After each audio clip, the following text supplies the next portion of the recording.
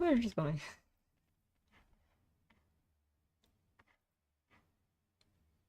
Try getting started.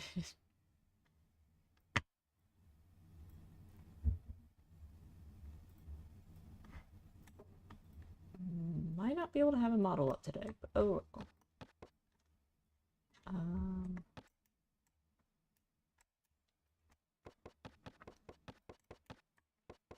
Let's get this daily out of the way.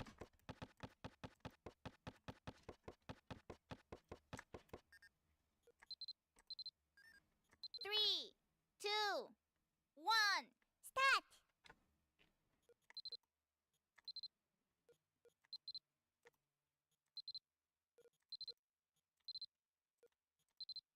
It's the most I've ever had a cat one pop up. Oh, that was the last one for this week. Scholarly sheep. And footwear? Wait, what? Wait, is that the same thing we just got?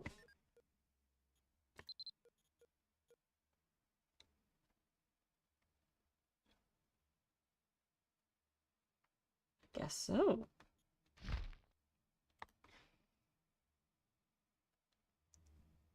We have the ability to get both versions of the outfit, or outfit pieces.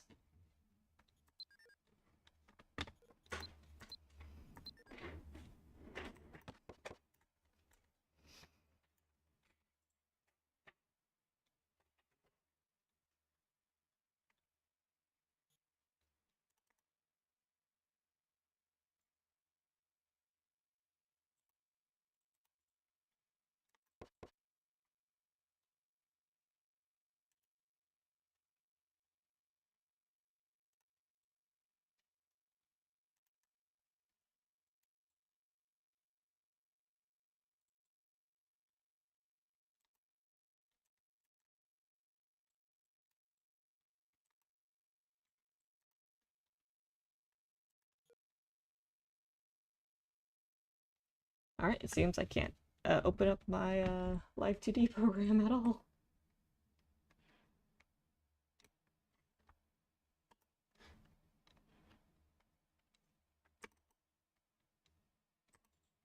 Oops.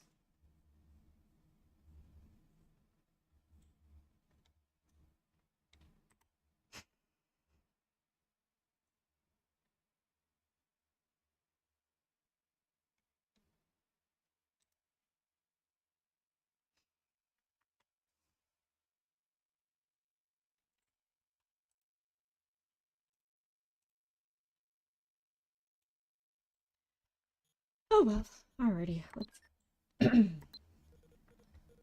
getting on with these quests.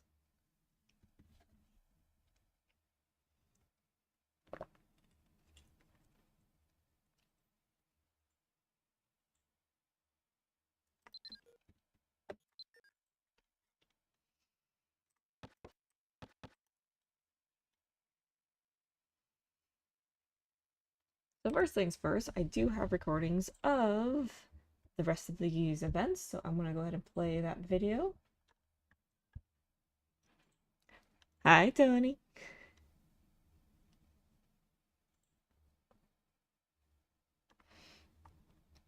So we'll get that started, and hopefully the audio is not atrocious. We will find out here momentarily.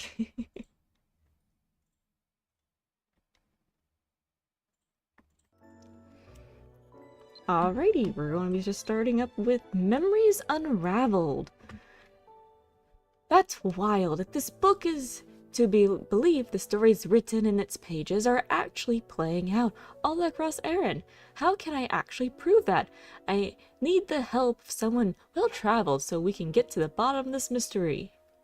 Talk to Eliza in the Library of Secrets. And here's Eliza. You see a girl cradling a book in her arms, wandering around, yet never straying too far from the fireplace's warmth. The look in her eyes almost makes it seem as though she's stumbled upon some great secret, one that she can't keep to herself. Oh! Is that the twinkle of curiosity I see in your eyes? I've just found a story I wanted to share with an adventurer like you. With a vigorous nodding of her head, she cracks open the book she's holding, pressing it close to your face. Feast your eyes on this book I found. It's called From Whole Cloth, Outfits That Shaped Lives. And ever since I started reading it, I haven't been able to put it down. The book's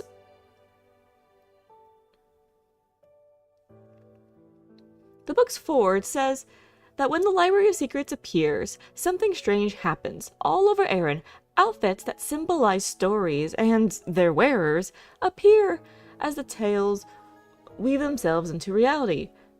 Do you think it's really happening? My heart is racing just imagining it. It seems exciting. I know, right? We've got Lament of the Sylvan Strider, A Star Gone Astray, Let the Little Winter Snowbells Ring, and Step by Ethereal Step. And that's just the start of the table of contents. The thing is, I want to organize the books here, so I can't just hit the road, roaming all over Erin to see if these stories are playing out in the real world. You, though, you seem like you got tons of time. Do you think you can go out and see if these people are really out there, somewhere? Don't you want to know the truth? Meanwhile, I'll be on the lookout for any clues related to these stories. Your reliable investigation collaborator. If you proceed with this character, you can now participate in the event on another character on this account. Yep, main character. Really? Really, really? There's no backing out later, you know. Sounds good. This is the character I will play as. Hooray! I know we're going to be a great team. It'll be like a book club if the book club focused obsessively on one book. Isn't that most book clubs? For a while, at least? Okay. Alright. How about we start with A Star Gone Astray? It's the first story in the book, so it seems fitting. I look forward to hearing all the details. Ah, okay, so we do have a few things here. I want to talk to her again, though. Oh, you're back? That was faster than I thought. Eliza gazes towards you, practically quivering with anticipation. So, how did it go? Was it just like the book said? Oh, not yet? Well, I guess I got a little ahead of myself. Sorry, I just can't help it. I'm hardcore binge reader. Relatable. It's okay. I'll be looking through the books here, trying to see what would be a really interesting story to investigate. Whenever you come back, you gotta tell me everything you happen. They say curiosity killed the cat, so good thing it's me and not Leith. Does she work in the library? That'd be interesting. Okie dokie. So, Star Gone Astray. The solid energy of metal from deep within the earth, the shimmering light of the faraway stars. If only I had those, I could regain my light. I pray this faint whisper reaches the ears of a kind soul. Talk to Estelle on the cliff illuminated by starlight.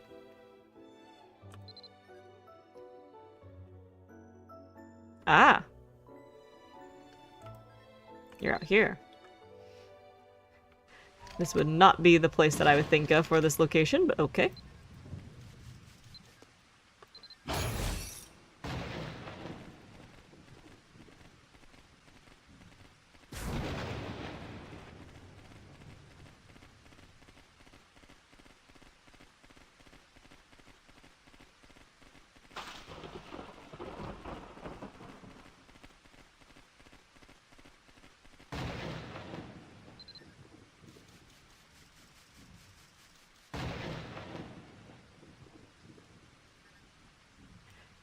You see a boy before you, glowing softly and then dimming until his light disappears entirely in an endlessly repeating cycle. In the dim night, his light is so faint that his shape is difficult to discern. You can tell he is wary of his surroundings, his eyes filled with both fear and sorrow. Huh? Who's there? Please don't come any closer. I'm no threat, just a lost soul. Strange. I feel the warmth of the distant stars in you. What's going on? Well, perhaps I could tell you. You see, I'm the child of a far distant star. I lost my way, wandering the velvet black. I feel like I need to turn on my model for this, because... Oh. I stumbled and fell all the way to the surface of this world. As I did, I lost something important, my stellar crown. It contains my whole essence, everything I am. Stellar crown? My light, my memories, and the way to guide me home. If I can't find the crown, I'll eventually fade into stardust. Kind soul, will you please lend me your aid? The truth is, my stellar crown could be halfway across your galaxy, but I think I can fashion a new one. I'll need iron ore in order to forge the ethereal ring, and glittering gems I can use to collect my scattered motes of starlight. Okay, nod. You will? You really mean it? His eyes shines with pale clusters of light, as if he can't believe what he's hearing. Thank you so much. I still can't believe my good fortune meeting you. The aura of the star I felt within you. The warmth didn't lead me astray. First, we'll need to gather the base materials. I need to remake the crown. I can use iron ore to make the ethereal ring and star sapphire gems to collect the starlight preserved within them. I think if you bring me these 3 times, that should be enough. Oh, so we got a new quest here.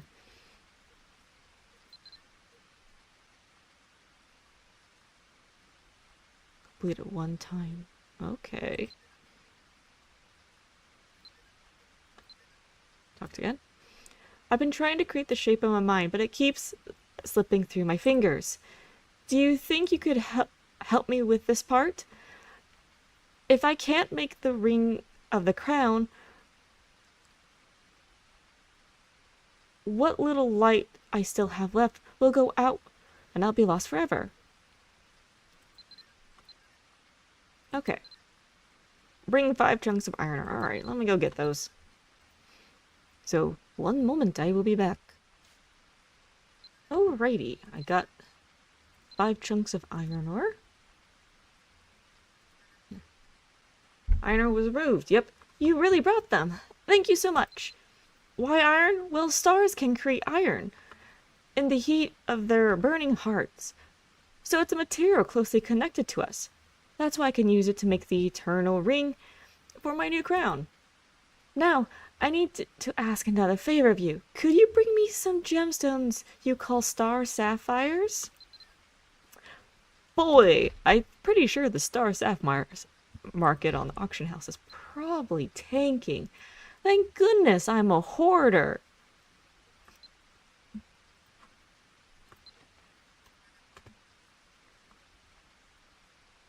Oh, thank you. They may simply seem to be pretty minerals with unique crystalline structures that give them a star-like gleam. But that same structure is known to trap motes of starlight. And just as I expected, this gem contains some of the light that escaped from me when I fell to this world. I don't know what to say except thank you. Alright. So... Wait. Complete it 1 time, complete it 1 time. Okay, I'm going to judge this writing a bit here. But okay. The new stellar crown, now complete, slowly settles into place upon Pastel's head. As it comes to rest, a bright light surges forth from the young boy's body, illuminating surroundings as brightly as if it was bathed in a noonday sun.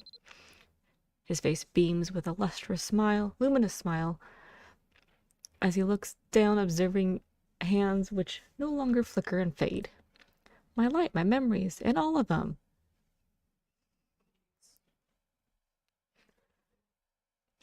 The first thing that came to my mind was the image of your face. Thank you, my good-hearted friend. Had it not been for your steadfast age, I truly would have disintegrated into stardust. Now that it's finally time for me to go back to where I came from. When you look up at the night sky, you'll see a small star shining just a little more brightly than the others. You'll know it's me. I promise I'll always shine a little more for you. After all, you're the first person I've ever called a friend. As the glow grows brighter and brighter until you're forced to look away for a moment. And when you look back, you see him darting into the sky. A shooting star at home at last in the cosmos. Oh, and he's gone.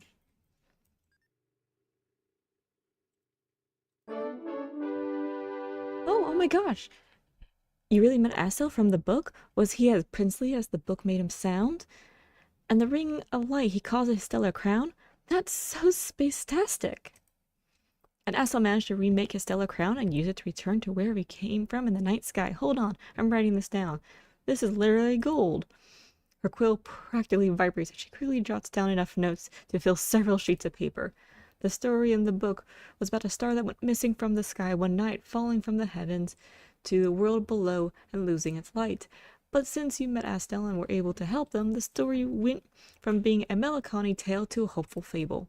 Not only did you change the destiny of a child, or I guess a star technically, you made a friendship you can see each night when you look up into the sky. I had a feeling about you when I first saw you, but it seems that you are someone special. Oh, and speaking of light, there's another story here about a young woman who dreamed of stepping past the darkness of prejudice into the light of true artistry. The title is Step by Eternal Step. I wonder if she's out there somewhere. If you could find her, I'd love to hear the story. You see a girl clad in simple garments, ashen and dusty, yet, as if in contrast to her weathering clothing, her eyes gleam with determination, her posture unashamed of her circumstances. The elegant gestures traced by her hands and feet suggest that she may have been a dancer of considerable talent.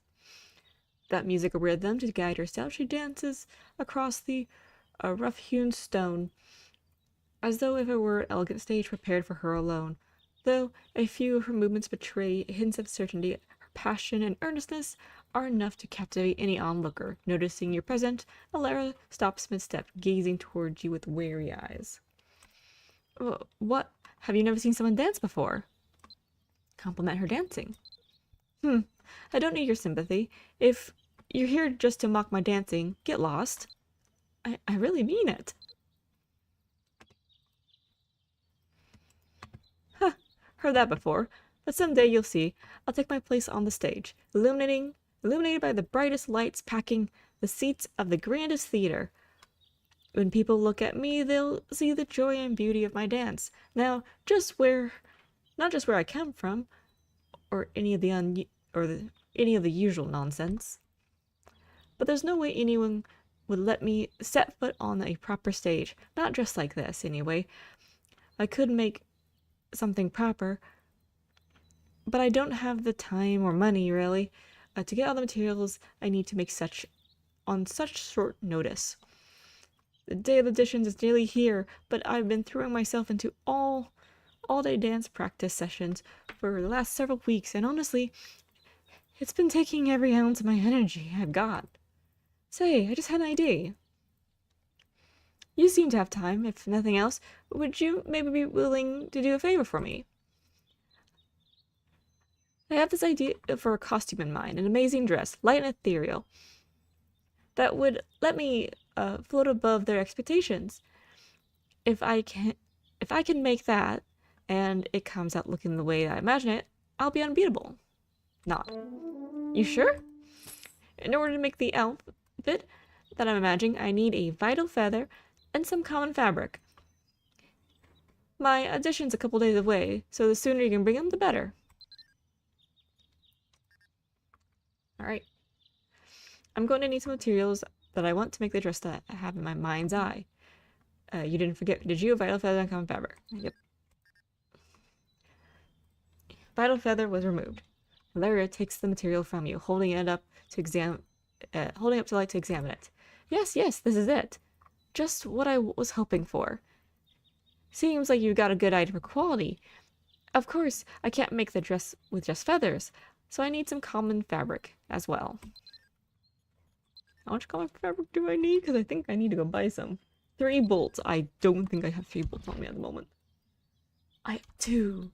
Darn. Keep it back. Alright, now we're cooking. It may say common right there in the name, but there are textures you can get with good quality common fabric that you just can't get with silk. The way it drapes, the way the light plays off it is totally different too. Alright, you've done your part for now. I've got enough to get some good sewing in. So now it's up to me. Thanks.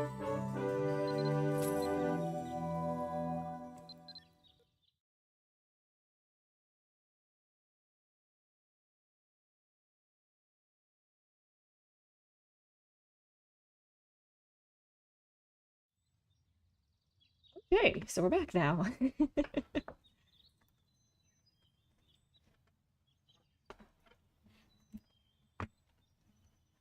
So something I just noticed while we're waiting here, her daily quest is actually referred to "Hold Me Closer, Former Dancer."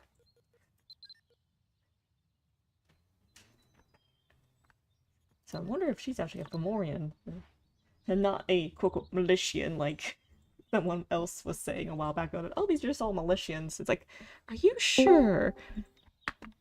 Hello, Fred, who just joined me in chat. Yeah, so if you hadn't noticed, I believe all of these are actually puns.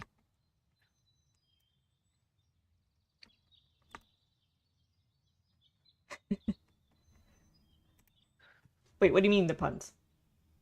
They're let me go look them up. Oh no. So load the quest. So Hold Me Closer. That's an Elton John song, Hold Me Closer, Tiny Dancer. Or a phrase from a song. Okay, I had no idea. Yeah, let me look up the other ones quickly because I think the others are also references. Let's see. Yeah, Step by Ethereal Step. There are many songs that are named Step by Step. Let me see. What was the previous one? The Falling Star one. Yeah, Star Led Astray. Let's see. I'm just gonna film her for a second while you're talking. Yep. I remember Soul made comment that the Star Stray one was a reference to like the Little Prince, and this one was Black Swan references. Oh yeah, that could be. That is also very likely. Also, they updated the wiki page and said that Estelle was a militian, but I don't think that's a militian. I think that's literally just an alien. Which in some ways, a militian's also an alien, so.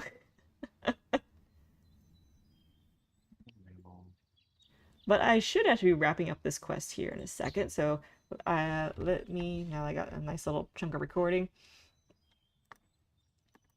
Let us continue and wrap this up and then start the next person. So yay! I should actually... You can start the next one. You can start the next one already? I should. This is the third daily quest for... Hold on. Is there any background music? There's no background music. Oh well. Alright. I'm going to need more material if I want to make that dress just like I have in my mind's eye. Okay, this is the event quest. Yep. The daily part. I don't need to read that, is what I'm trying to say. Yeah. Alright, Lyra takes the material from you, holding up to examine it. Yes, this is it. This is what I was hoping for. I need you to bring me common fabric next. Because this dialogue doesn't change between the parts. Alright, now we're cooking. And there... Oh! She's gone. Oh! Did not expect her to poof. Alright, where'd she go? Well, I'm I was hoping this wouldn't be the case. I hope it's the normal stage. No, it's the bad stage. Ugh. It's the evil stage. It's the flashbang arena. Ugh. I hate this stage. So here's the thing about this stage. It's not just us over here in NA hate it. KR hates it too. Every region hates this stage because it ruins the beauty of what this lake was. Like, if this was elsewhere, if this was in Tara, if this, like, replacing the fashion stage with this sort of thing, people wouldn't have cared. Go throw it into Festa. Yeah. Please. Aw. Please. Here she is in her outfit. Me get a nice little zoom up of her. Curious, let's see here. We should probably actually be out of this scene for a moment. Let me see. At least we can try hide the boy band behind her. There we go. Good luck. Oh, problem is my recording is off-centered right now. Why is my recording off-centered? Why is my recording off-centered? Why is that off-centered? It is locked, I can't move it. There we go. Centered! I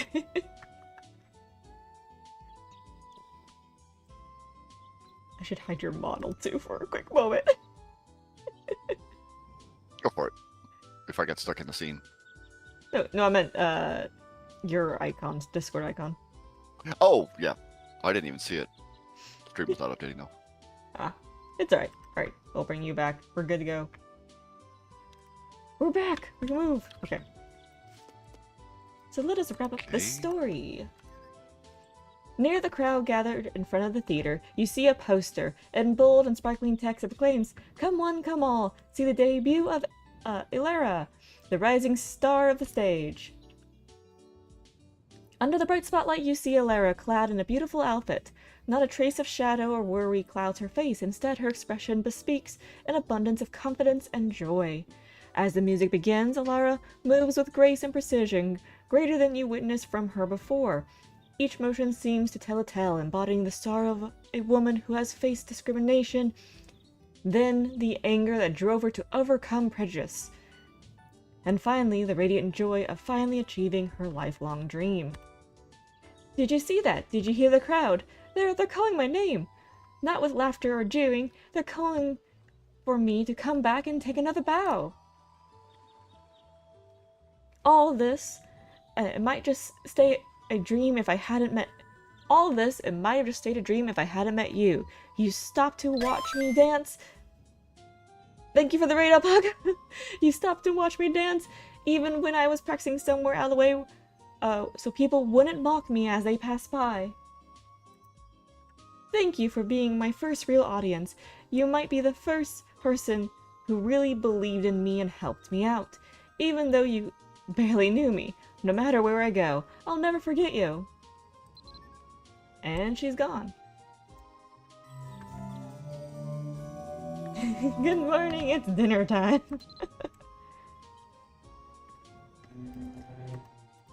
So yeah, I think she was indeed a former that was having...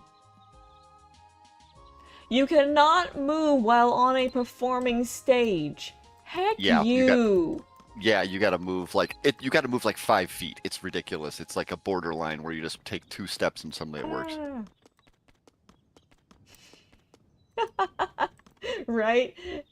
Why can't we also make the special ethereal ballad dress with 9 bolts of common fabric and 3 vital feathers? I'll give it time.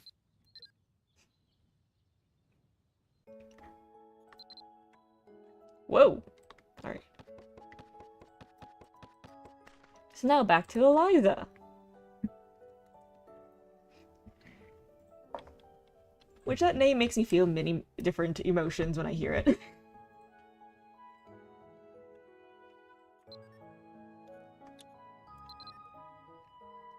Alright, return to Eliza. Where once she was mainly the subject of laughter and jeering, she now takes her place on the stage to cheers and uproarious applause. It's a perfect rags to renown story. Ilara's story recorded here ended on such an inconclusive note, describing how she was working so hard for a big audition.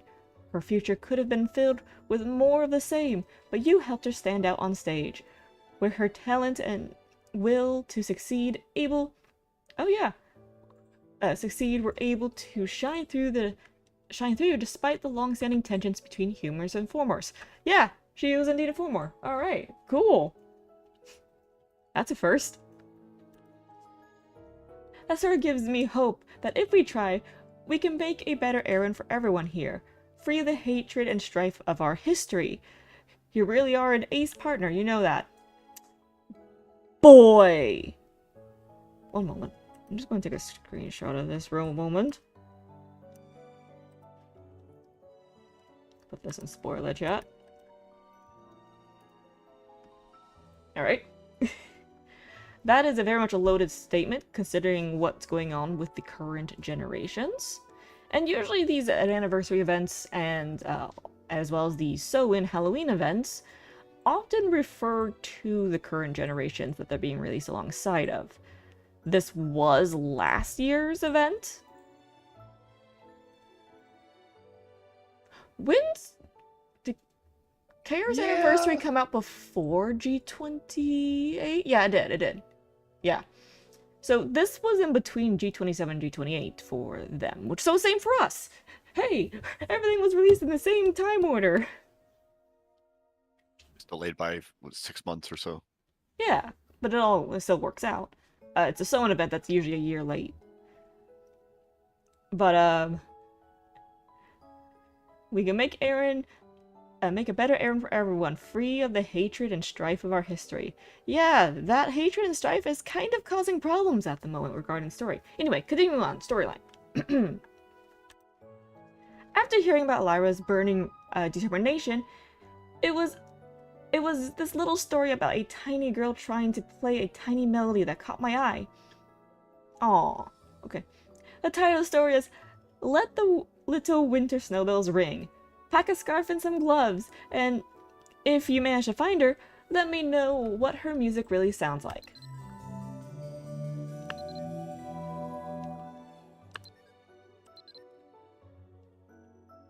Shanice Netcha? Oh.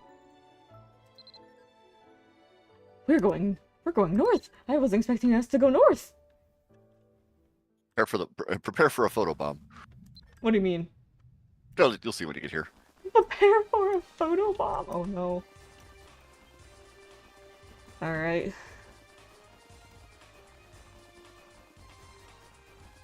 Oh. Hi!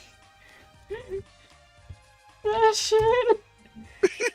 Okay, I now have to ask, was this intentional they were here? They're probably doing the quest. Streaming the quest line. It's Monday!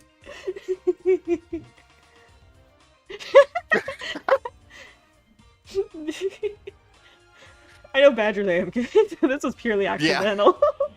Yeah. Excuse my French.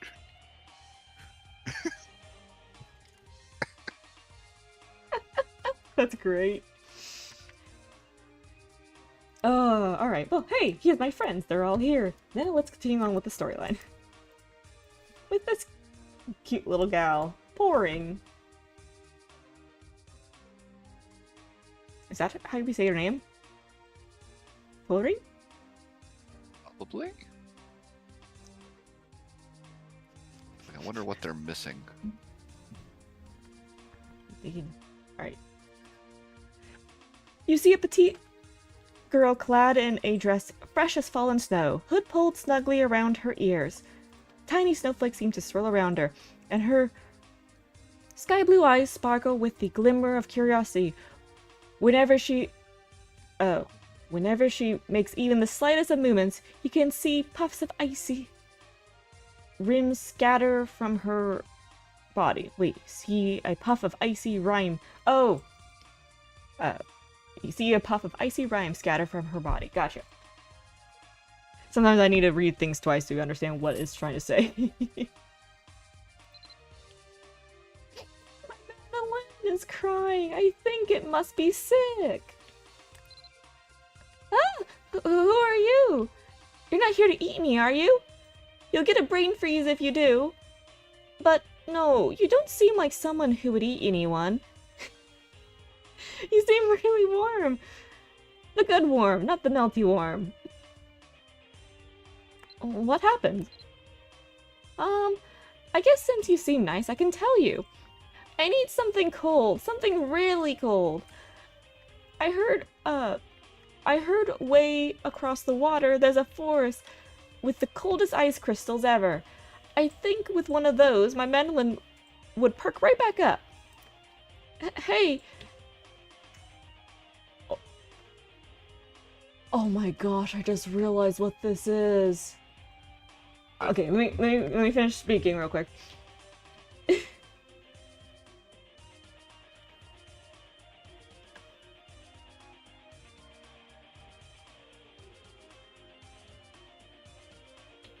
Hey, can you help me write? I want to make pretty music, but every time I try to strum a chord, it ends up sounding all melty. And it's kind of hard to practice all by myself. It doesn't sound twinkly like it does with someone else there. Maybe you could try to play a duet with me? Not really? Wow! I can definitely play my song now. Freezy cold ice crystals for me, and they're gonna play something to get, and we're gonna play something together too, right? Yay! Hey! Okay. I think he might be in chat still, but one of my guildmates showed me that he was selling the item we need here. And I was thinking, why are people buying those? Literally, if you're doing commerce, you literally just mine them right there or gather them right there. So now I know why he's selling them. I didn't really. Okay, so yeah, another song title for this quest name. It is. No business like snow business. Ah. That's no business like show business. Ah. It's I think it's an old Broadway piece. Gotcha. Oh no, why is it melting like this? It's supposed to be a mandolin, not a mandolimp. Oh, hi. Once you brought the ice crystals, don't forget we're going to... There's no space! We're going to practice music with me. Together, I bet we can make a really sparkly snowflake sounds. Alright, let me open up the quest here. Deliver 3 ice crystals to Poreg. And then we're going to be doing some playing music. Okay, let me head out and go gather these, because I am not wasting money on this. Oh yeah. Oh gosh, what's the location?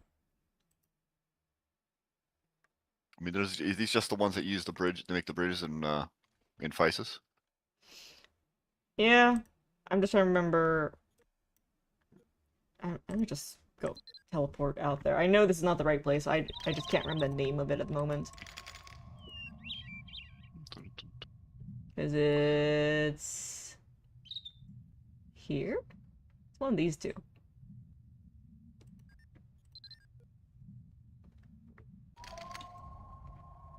Yep, it's here. Whee!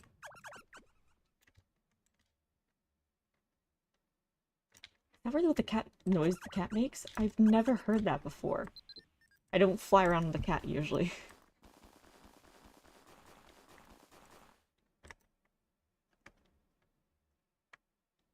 Yeah, the cats make an incessant mewing. Can I Well, use actually, Phantasmal Sight on these, actually?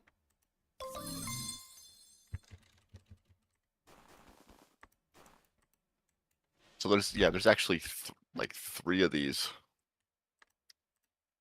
Oh, come on. So I need to do so I need 9 of these in total, so I'll just gather 9. Yeah.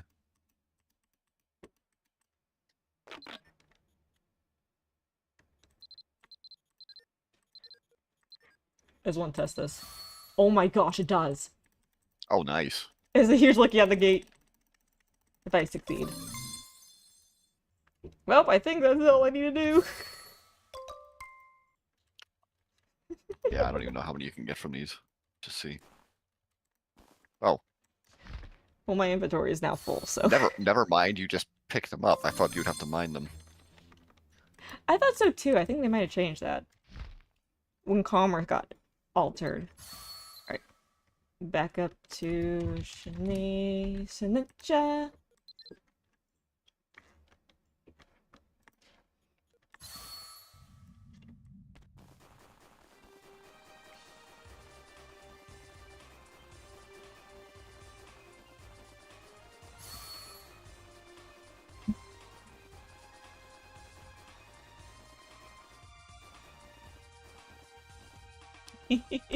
I can't believe we accidentally stumbled across Zephyr out here.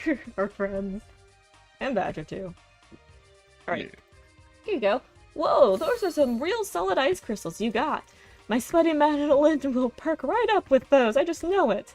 Oh right, don't forget, we gotta practice playing today too. Alright. Let me just step right here. So, the quest wants me to just do play instrument.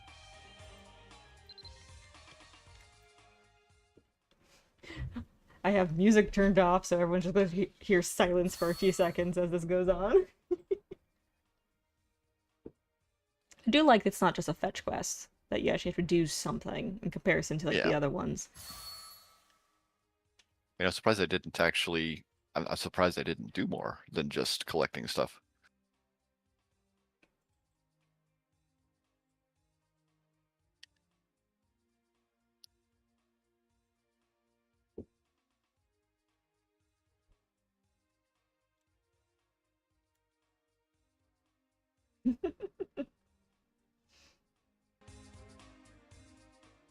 There's one. Music kicks back in, then goes back away.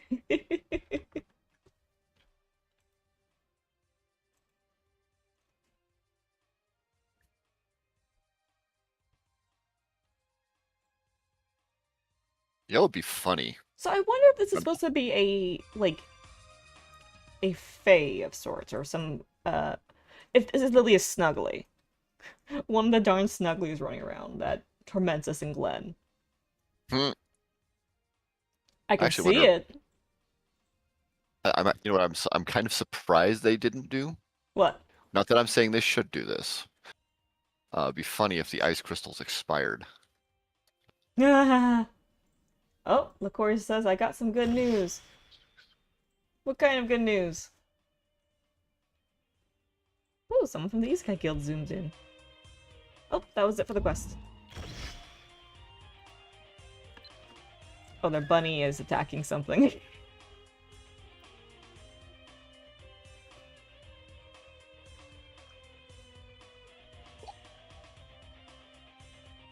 You know how we had issues with the art director doing AI art for stuff? Wait, we did?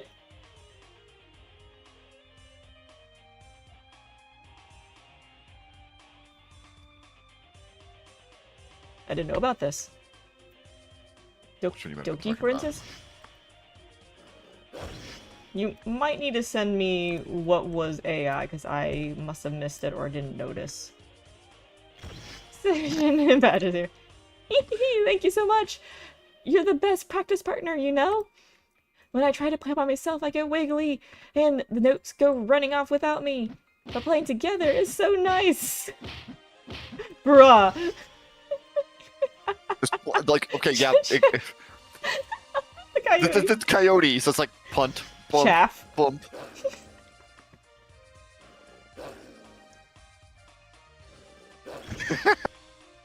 Wait, this will be funny. Bunk. Okay. But playing together is so nice. That's the end of the quest. My gosh. You're just being chewed on by Chaff. Hello, Lumi! Okay, yeah, I can do that. But the current state of wallpapers have not been AI. Oh, was there... so AI usage was done with the with previous wallpapers.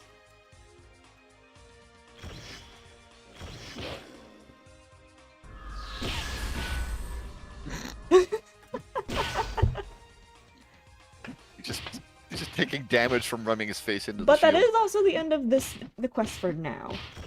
Yeah. The Valentine's Day one? I can't spell. It's alright. Alright, so story is done for now. I actually kind of want to see, what did she say now that... I wonder what I could do with just regular snow. It's not the frozenness, but it's pretty cold. Block of cheese. My gosh. You guys are goobers. Those are peanuts, though. Okay, 2024 and 2025, we had some AR art pop up here and there, and for Doki Doki. Oh no.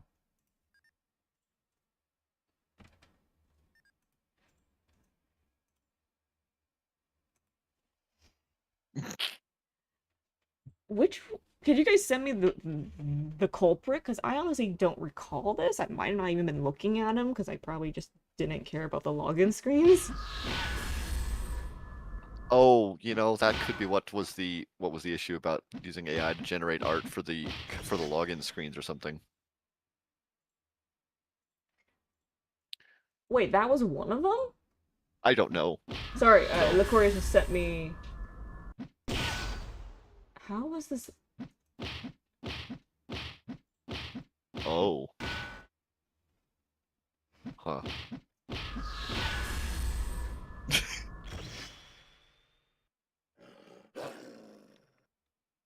Okay, one second. I'm gonna open Okay. this up and bring this up into a screen just so everyone else can see what I'm looking at. Open in browser. Let me turn on some background music now we're done with the main story, and we'll just live and let this wolf fight things.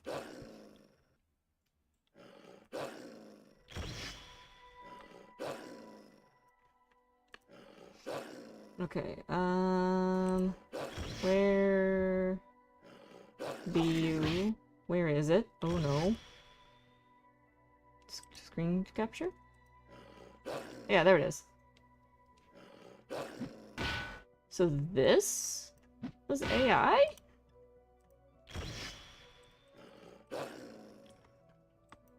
Oh. No, zoom back in. How was this A? Okay, I'm looking, I'm trying to see. Fingers all look right? How was this AI? Was it this one back here that people were thinking was bad?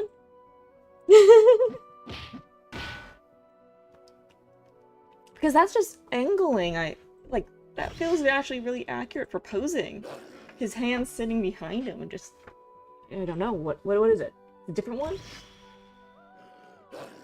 Different one. Okay, send me these. I want to look. Because if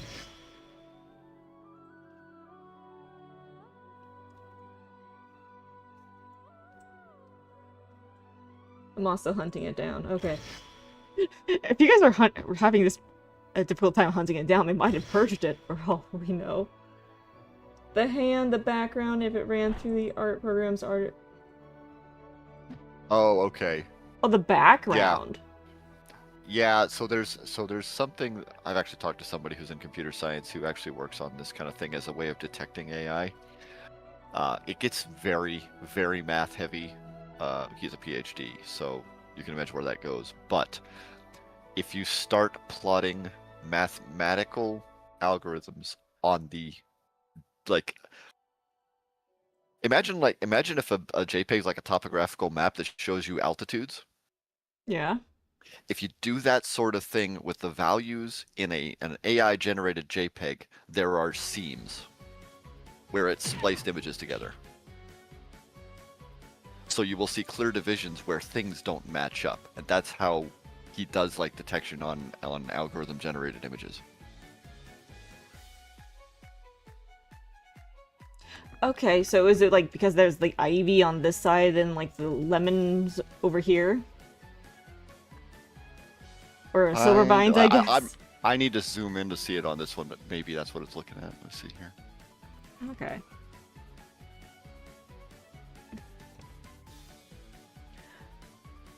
Because usually whenever oh, most of the AI stuff that I see, it's always like ultra glossy stuff. Yeah. Or the anatomy is actually like fully broken. Oh. I mean, yeah, go ahead and DM me though. I'm actually wondering if it's just because, here's the thing, AI will generate those types of seams between images the same way as a Photoshop. Okay. This was what Lumi just sent me. Oh. I also found it from a video. Took a screenshot of this. I didn't see this one. And I can say right out of the gate, yeah, something looks off on this because there's so many different levels of different quality and detail across the entire thing. That is from the art director, yeah.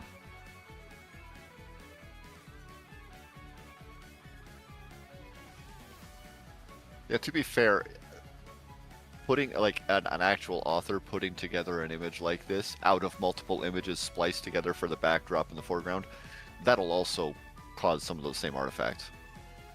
Ah. So that may be what, but I mean, yeah, I can't really tell.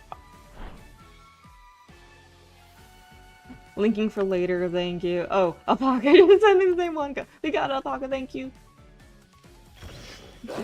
Okay. Yeah. Okay. I will say this. If you're an art director and you're using AI, you don't deserve a job. Did it just hit me? Yes, you did. These wolves are the wolves are restless. Don't attack me, you darn dogs. I just saw the notification. Hey. Oh. What? You dropped a pick up your gold. I got it. He's laughing. He's like, oh yeah, the wolf attacked you and lost money. We saw enough. I just saw the notification that I went to combat mode because of it. It's like, wait, even though my character didn't move, it's just like, hey, you're now in combat. It's like, how dare.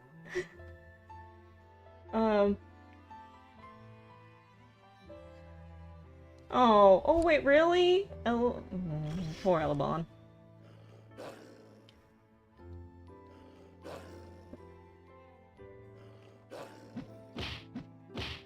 What's actually funny is if this sort of thing happens with like foxes, the auto attack will actually kill them.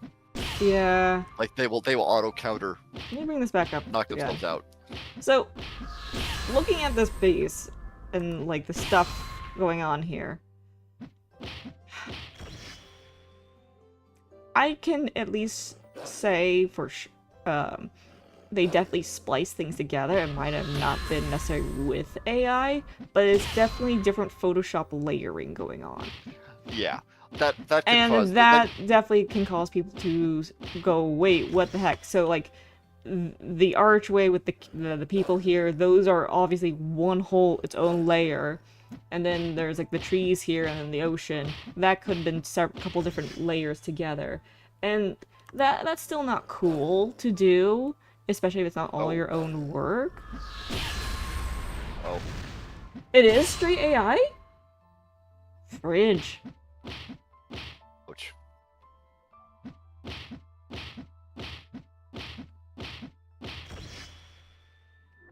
That sucks. Yeah, I don't have it zoomed So, in I close hope that enough to art see. director is now gone. That's my stance on that. Oh god. The hands, okay, for instance. yeah. Okay, let me zoom in. I haven't looked at the hands. Gosh. Oh, her hands. Yeah, I can see some Look, weirdness. guys. Look at the guy's hands. Yeah. All right, I Which see. hand is- Now that I'm actually. Yeah, which one's on top?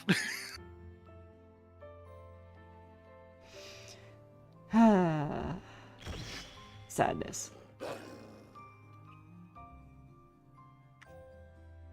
Alrighty. Oh, I didn't know about that. It's good to know. I will definitely take a look at the video that was sent to me earlier.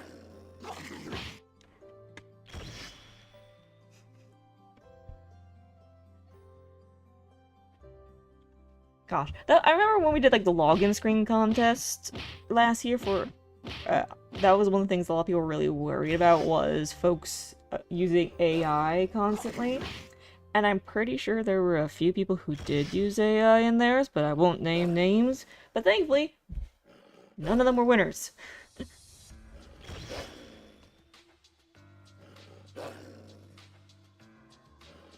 Oh, well, today is the corn gathering sprite quest. Sort of. Yeah, you need to go gather corn. Corn! Alright. I hate logistics. Fortunately, the daily quests are gradually winding down to where there's not a ton of things. Oh, that's the wrong quest. It's this one. Stamp. Gather potatoes and gather berries. And then next week is burn equipment or enchant one time, 2 part-time jobs. Oh, not the freestyle jam thing. Two of those is easy to do. I don't You like... can just do that solo. I know, but I hate... I just like content I don't want to touch. Commerce, fishing, cooking, and then playing instruments.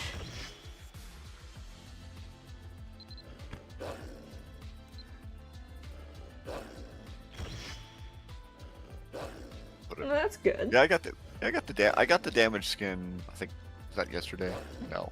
You get 2 of them if you did it yesterday. No, wait, No, today.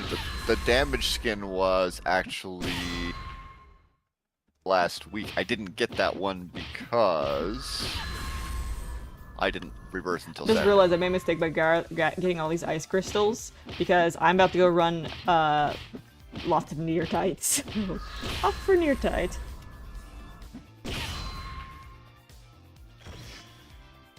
You want to join me, V? Sure, let me go. Do you still have Yeah. all your Neartite? I don't. I've got like a couple hundred. I don't burn those. Let's see here. Just going to Albie or are you going to Rabby? I'm going to do Or Albie. not Albie. Albie, okay. I don't need to do Rabby anymore. Or not. I was thinking Rundle actually. Rundle, right, Rundle. The other Oh, R you one. okay? Okay.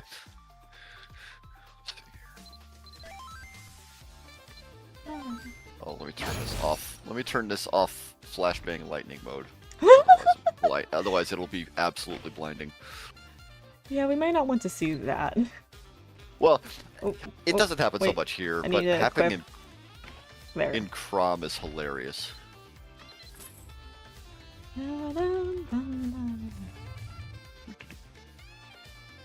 Just nuking everything in Crom with it was...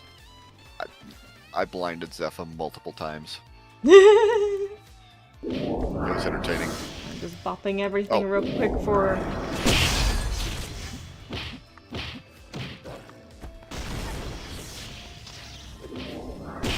Just so we get our check marks quickly. Oh yeah.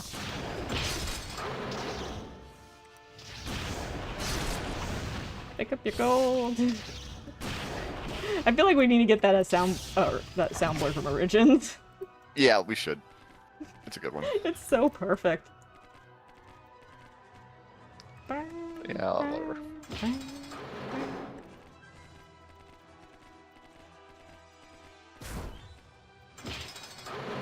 Is this gonna be a no room run?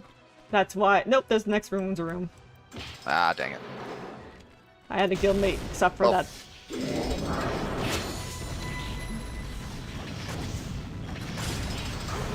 Had a guildmate suffer that run. Suffer that consequence. That's hilarious.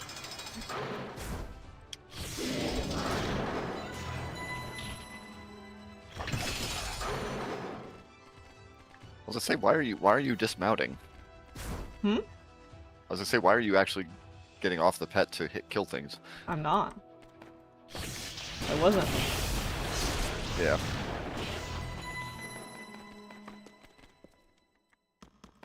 Alright. Alrighty. Let's see how bad this goes. You're with me, so you're probably gonna have great luck.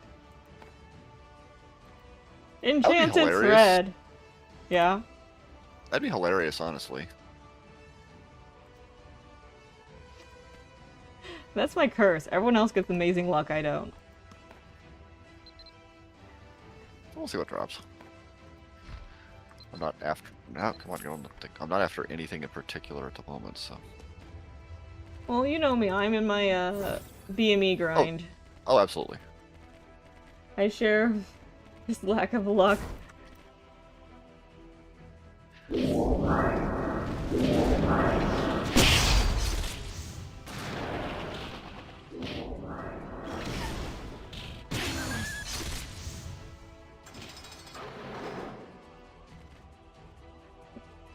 not mine.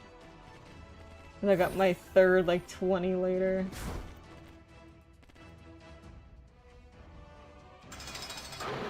That's nice.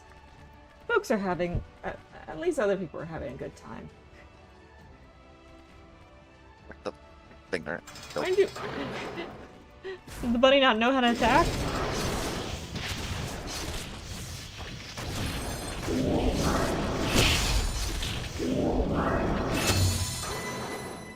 Yippee!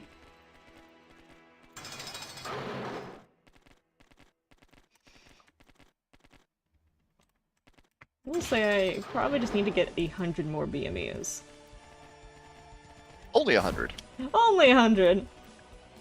That's fine. I'm over 20 now, which is one tap. I need a minimum of 120.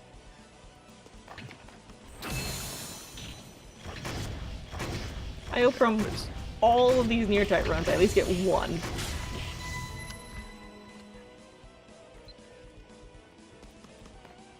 Honestly, it should be a lot more than one, but this game doesn't like giving us nice things. One would be progress. I got a purple.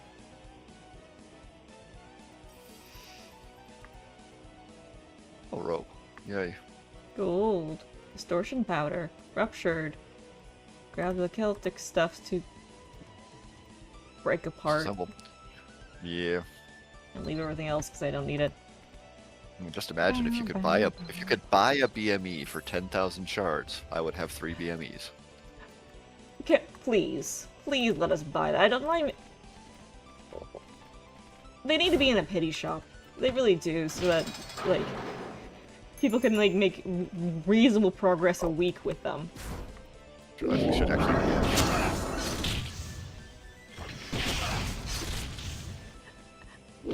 Like, I will say, I get like, I know the devs have already stated that they are going to stop scaling content to require a D-row, so you don't need piercing.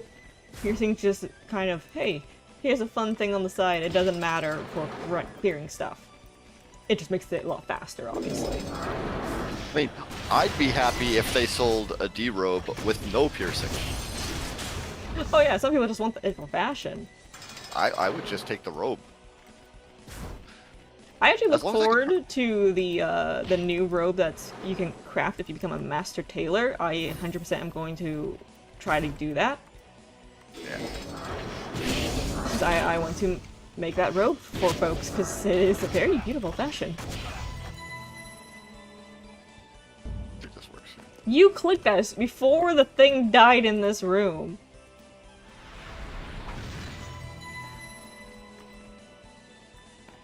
I was actually curious who would let me. It did. Funny. Yeah, it's like... Actually, I, for the most part, I actually want... Like, the thing I want the most still is the ability to turn off wings visibly. Yeah. Because I actually would use a robe if they covered wings, and they don't. It's like I know there are some... So then, in a sense, you're kind of stuck having to get a robe instead of wings. Exactly. Like, I just want a robe that will hide the wings. So I can wear a robe on the outside, because wings will not hide. Yeah. Like, I can't wear a robe right now, because if I do, the ugly wings that I have for gear are going to show. And I don't want Yep. that. I mean, I've made do by wearing gear that looks like a robe. They really should have made wings their own slot instead of robes. Well, they need to be able to. You basically need. Leather! You Mine. need the option. You need to be able to turn off and hide wings the same way you can hide puppets. That's basically what they need. Yeah, but the puppets don't always work, unfortunately. Well, I mean, yeah, switching gear sets breaks that anyway, but at least you could turn it back off. Yeah. So you can take your screenshots and Yeah. vibe like a normal Yeah. person. Yeah. It's like I have one of the big sigils that floats behind you, and it's like, yeah, no, Me I'd too. actually, I'd just like to turn that off so I could just have a robe. I honestly kind of don't want to even use. Like, once I get this D robe, I'm going to get rid of the sigil wings that I have. Oh well, Yeah. yeah, you can't use both. It's an upgrade, yeah. I get rid of these things finally. It's like, yeah, I can actually wear robes again. Blue. All right, what did you get? What you got? Nothing. I got less than that. I got. Raven Call it plate Slayer. boots. High Awesome. horse. Bow. I got a Catalyst. loot. Gold. I got loot, literally. Anything. A Got lot a of this rock. is just. A lot of this is just getting bulk materials. I mean, I would take materials. Oh, so I actually had a talk with somebody regarding content ideas. I'm gonna wonder if others in chat will be interested in this. So do you remember the Torchlight Bazaar? Oh, yeah. So Yeah. it's going to be similar to Torchlight Bazaar.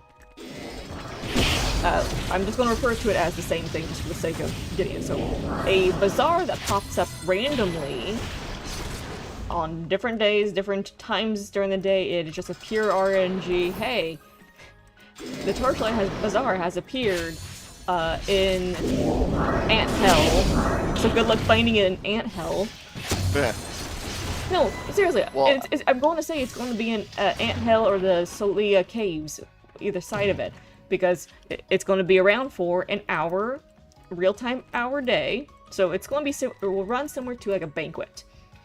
It's going to be open. You can show up to it, and for the time that it's spawned, and you can buy various materials for dirt cheap, because it's basically a black market, essentially, this time around. And there will be a raffle that you can throw your name into, similar to the banquet. And at the end of it, you get, depending on how many people entered, multiple people will win rare materials from endgame content. Such as like the Brayleth cores and essences, Terminus crystals, broken magical essence, things people are trying to get, and it's like a very much guaranteed. Hey, you're getting some high ticket thing, but it's a raffle, so you just have to kind of hope RNG's on your side. But the point is it's another source of these items going in, but it also is the extra chore of, hey, you have to go find it. Oh. Oh? It's red! Yay, I got There you go. I got one! Hey, So was 99 that left. out of... Okay, so I've got 1 out of 75 so far. So So clearly, you need to run with me more often. let me write this down somewhere.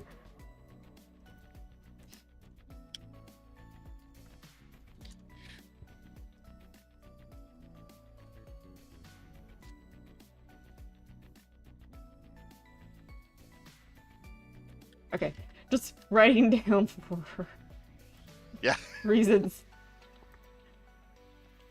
That was only in, what is that, 7 runs?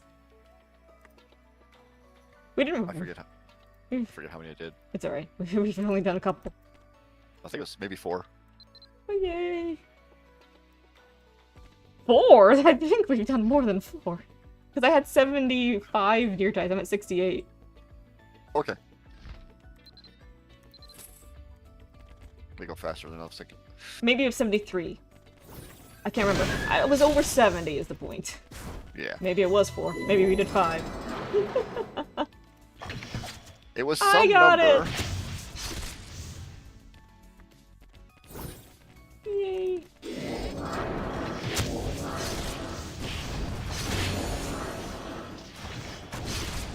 But, yeah, back to the idea. It's basically just this random event that occurs. So if, like, let's say someone said maybe make it cost ducats. Yeah, that actually would be a good idea, too, is have things cost ducats.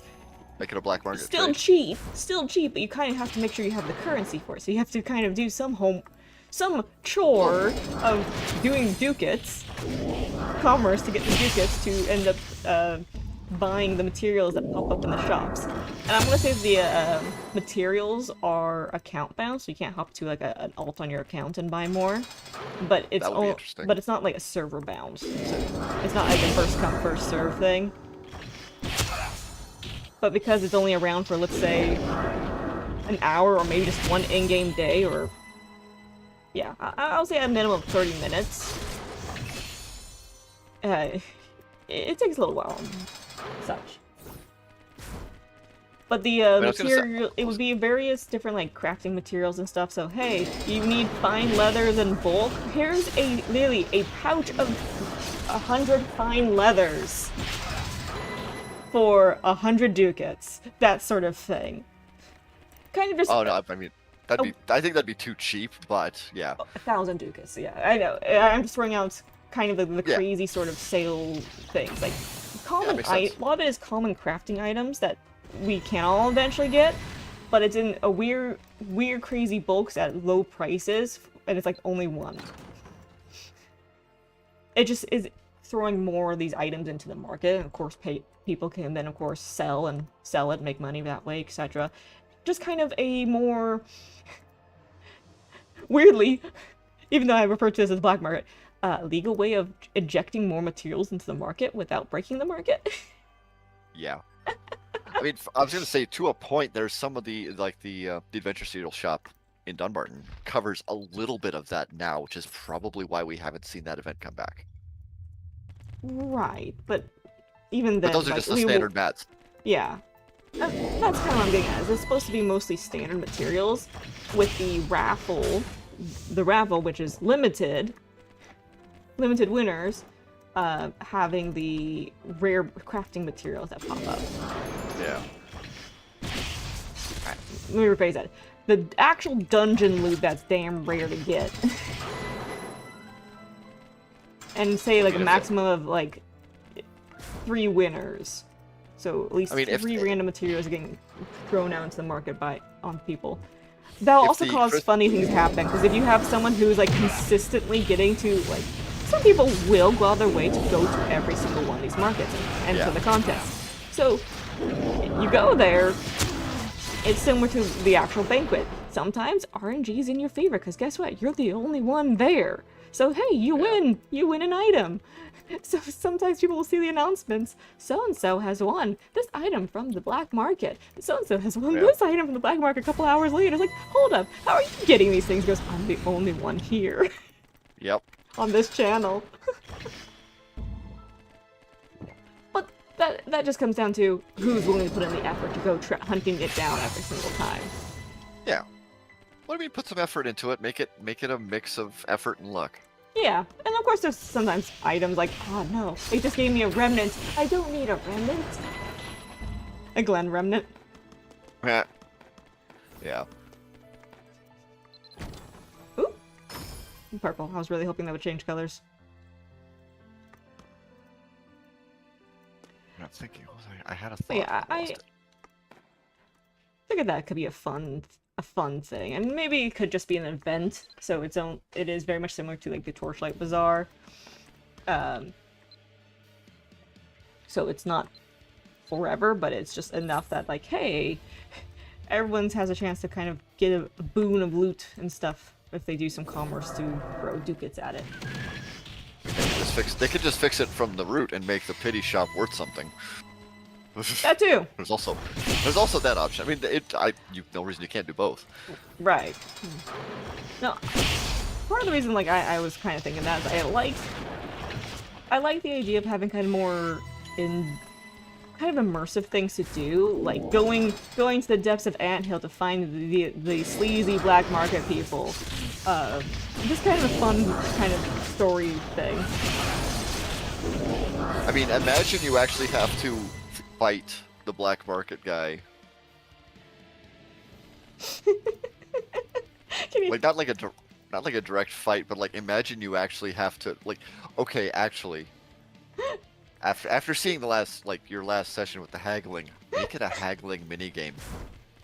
A haggling minigame.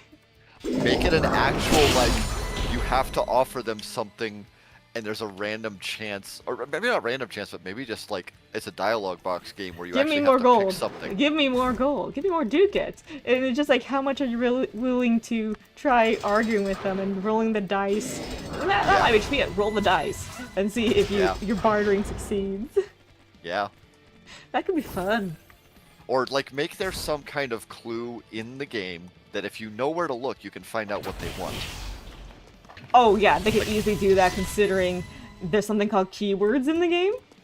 Well, not even so much that. Base it off of, like imagine if the minigame keyword is based on the current market prices of the trading posts. Okay, that might be way too dynamic for Mabby to pull off. Granted, that is referring to the current engine. Yes. Well, I mean, I would think that the trade values are available as just a number you could look up in a lookup table. I don't know how hard that would be to find. But I think it'll be more funny if, like, maybe to like enter the area you need, like, you know how in the anthill there's those doors that you need to like say different things or have certain requirements to unlock. Oh yeah. To access the area, we'll just say this is kind of like more of a new map. Or maybe instead of saying it's anthill,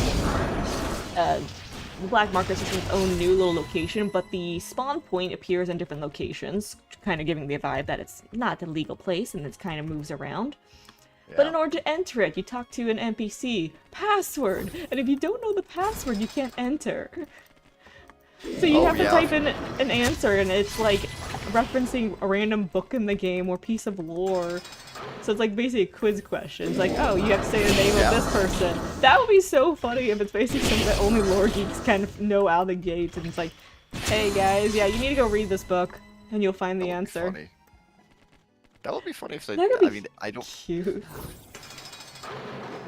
Oh yeah, bandits drop a password sheet. That could be a good idea too. Yes.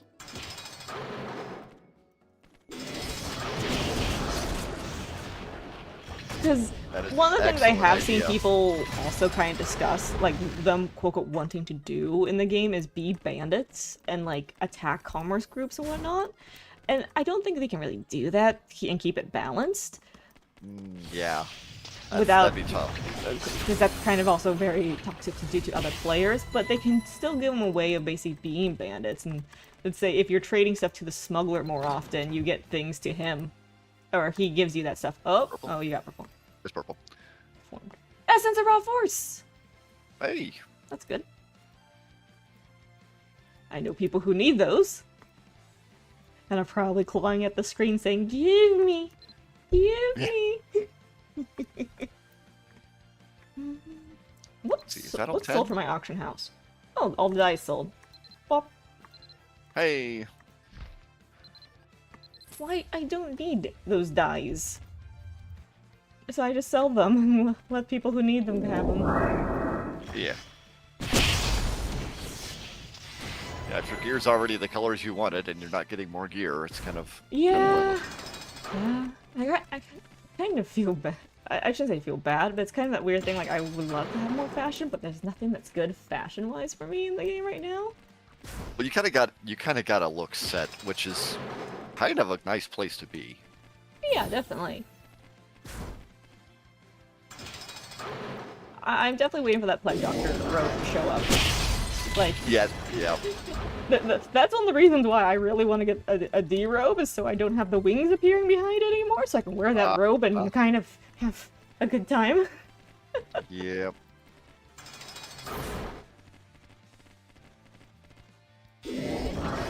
That is, I will say that is not the main reason why I want the D-robe. That is definitely a perk of it. No, Just having just having good I robes. want the D-robe just to be done with it because it's been on my bucket list for way too long. It needs to be on the game's bucket list. Like, get rid of it. It just the whole thing. Like, just make it a fashion item. Get rid of the requirements. Get rid of the gear interaction and the stats. And it's just, it's just messy. I would say they should create a version of it that is just pure fashion. That's very cheap to make. Use just the standard non-broken magical essence. So yeah, just use the the magic regular essence magic and essence. things, and say, oh yeah, just use this, and you can make one that looks like this, and just instead of like destruction rope, just say like Constructive rope. constructive rope. Just make it opposite. Because there's those event Habona ropes back in the day that you could just craft them from event materials. I think those might have come from Festia. I forget exactly. Just a fashion thing, and I think that's what a lot of people probably want with Navi right now, with a lot of the fashion outfits that are also endgame things, at least for non-KR, because KR doesn't have it to begin with. But a lot of folks just want like the dyeable wing or the pretty outfit that has animation, but when they tack on the end game bonuses and things, that's where it kind of causes issues, where it's like, great, you basically, it's now all the whales want it, not because they want it for fashion, they want it for the bonuses. Yeah. Just and it's expensive for everybody else. Detach fashion from in-game gear out of it. Like, I will admit, I have 2 Bliana robes, because one has bad stats that I bought for cheap. Mm-hmm. It's just to wear it on the outside slot. Like, yeah, the Bliana that I wear, I made it just for fashion purposes. It has a max roll, so I actually tried selling it for a while, and it's like, nah. I'm just gonna keep it at this point. Yeah. I felt so bad that was max roll, and I was like, you should sell that instead of using it. It's like, okay. Let's go. Garbage. Well, okay, ruptured black metal, all that stuff. So many vintage goggle caps, and I remember back in the day when those are like really, really sought after items. They're decent hats. Yeah, I mean, it's like it was right on the verge of when Mabby models broke out of the G1 era graphics. Absolute ugly 5-pixel textures.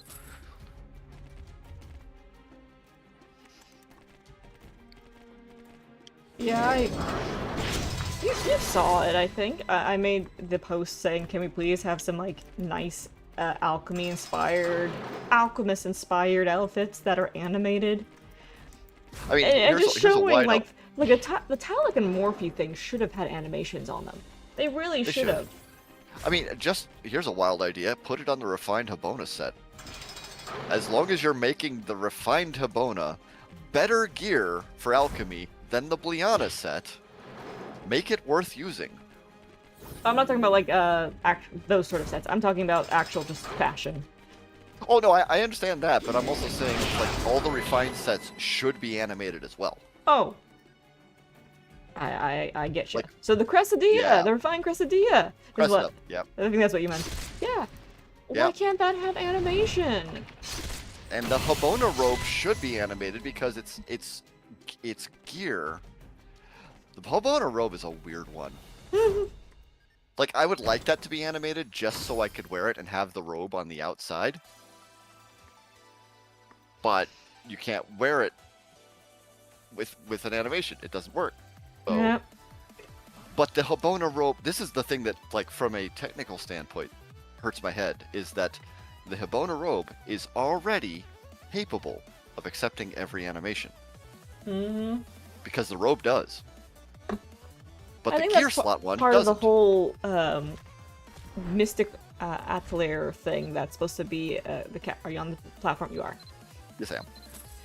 I would say yes, except the Habona robe has never been that type of item. it never had an animation because it was a robe. There's just an overlay. It's an overlay, but it's functionally compatible with every animation because it already accepts them when you wear it over animated clothes. So why doesn't the robe animate? Yeah. Agree. Even if it doesn't have its own animation, it should be able to pick one up from other clothing. Scrumping noises all around. God. The fact that like, of all the things that we get grouchy about, it's over these small technical stuff. This game has done a very good job over the years. Oh yeah. Well, I mean, it's funny, and it's like, yeah, this is very, very trivial fashion stuff. It's just funny, and it's irritating from the standpoint of like how much good gear doesn't have a pose. Yeah. Like, I would love it if, like, the Burman Apothecary outfit had an animation. So, like, if we do get the Mystic Atelier thing where we can grant outfits animation, Yeah. I'm 100% using it on that. Just because, like having an actual, like, outfit looks like an in-canon lore accurate alchemist, that just looks nice and it's pretty simple. It's like, what? I just want to have a nice animation with that. And there are a couple of nice animated outfits already. Like, we got the last Adventure Pass gave us the homunculus and, like, the doctor animation things. Those are decent, but I don't care for those outfits. The animation looks good. But I was like, I want the right outfit for it. Yeah. I mean, the one that I would like them to be consistent and give us animated versions of all the Alban Knights instead of just 3 of the 5. Yeah! Like, I went to the effort of crafting that pin armor, and I'm just like, yep. Another thing, too, is obviously right now with Mabby, we are in kind of a weird time frame for it, with Eternity in the work, so Oh, absolutely. I'm not expecting much to be done on the fashion end, on more accessibility or craziness. If that makes sense. Why are you not dismounting? There. It's like, why would you just... Even though, obviously, we got, like, that workshop thing coming out, supposedly. We may not get it for a while because of the issues KR is having with it. Yeah. But, a lot of the more nitpicky things that we can complain about, I think will be resolved with Eternity. Because, at the same time, like, obviously we want all these changes to happen, and everybody wants things done ASAP, but they're working on basically moving this game into a whole new engine.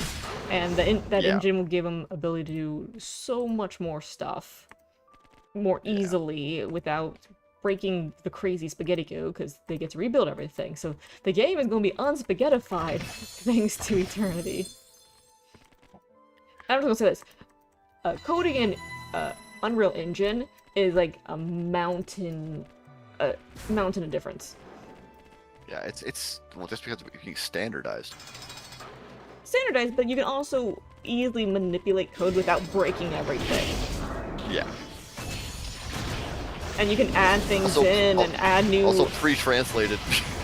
Pre-translated coding as well. It's just the localization for dialogue that needs to be updated. I think that's going to be one of the nicer parts of it. You were just out of range back there, little spider. Yeah. I hope they localize the voices. Me too, please. English voice acting. Like, just get the same voices for Defying Fate. Well, even Vindictus, I was shocked that... So, I knew, like, the opening cutscene from Vindy had voice acting. I knew that much, because that was the thing back in the day when it started. But, like, I just got done with the new episode 1, got past Scholas, where it is now, because it's different from how we got to it before.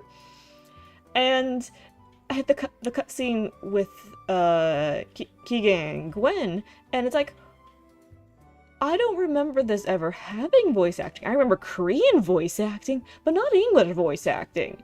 So it's like, when did this happen? This is great. Well, the English voice acting was always there. That the opening cutscene always had it from beta. Yeah. but I don't know how much into the story it lasted. That's what I'm saying. The cutscene after the glass fight. Yeah. I remember that in Korean. I don't remember Oh, I seeing see. that in English. And it's like, I see. what? I don't think I ever did that part of the game. I will say, Originally. I want to say, I don't think there even was voice acting for it. Don't think there was what? I don't think there was voice acting. I remember, like, there was the yells and whatnot, but it was all just the dialogue on screen of them talking and them gesturing. I think that's what it was. There wasn't actually voice acting for that part. Because it's like... That could be. That's what threw me away. As well as the cutscene... Maybe I stopped playing before they added it all in or something, because I'm sure someone's going to say, actually, they've had voice acting for many, many years. It's like, well, yeah, well, where was it when I played? I mean, I had a nice dating system for telling me how long I had not played the game. So I last logged in 2015. So. Jesus. Hello, my professor. A lot can happen in 10 years. Clearly. Hello, my See, professor. I don't remember Glass not being a raid at the time, was the thing. You're correct. Like, it was definitely 100% a raid. You had to sit and wait for a full lobby of, like, I think it was a full 8-man raid? It was I don't multiple. remember. It wasn't like a 24-man thing. But it was, I don't know. You needed a full party to depart. So you're waiting for people to join you. Or you just got your guild or buddies to help you out.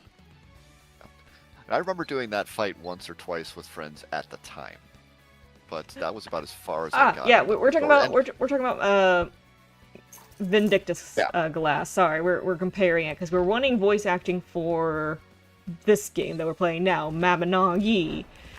But and just saying, I was just surprised that there's so much English voice acting in Vindictus. It's like, well, how did Vindictus get all the voice acting? We didn't. So if its newer story beats are also have English voice acting, I'm going to be very annoyed because I know there's some new ones and they have voice acting. I've seen the Korean videos of them. If there's also English versions, it's going to be like, okay, Nexon, Deathcat, why aren't you doing this for Mabby? Here's a funny question. How much voicing does Mabby Mobile get?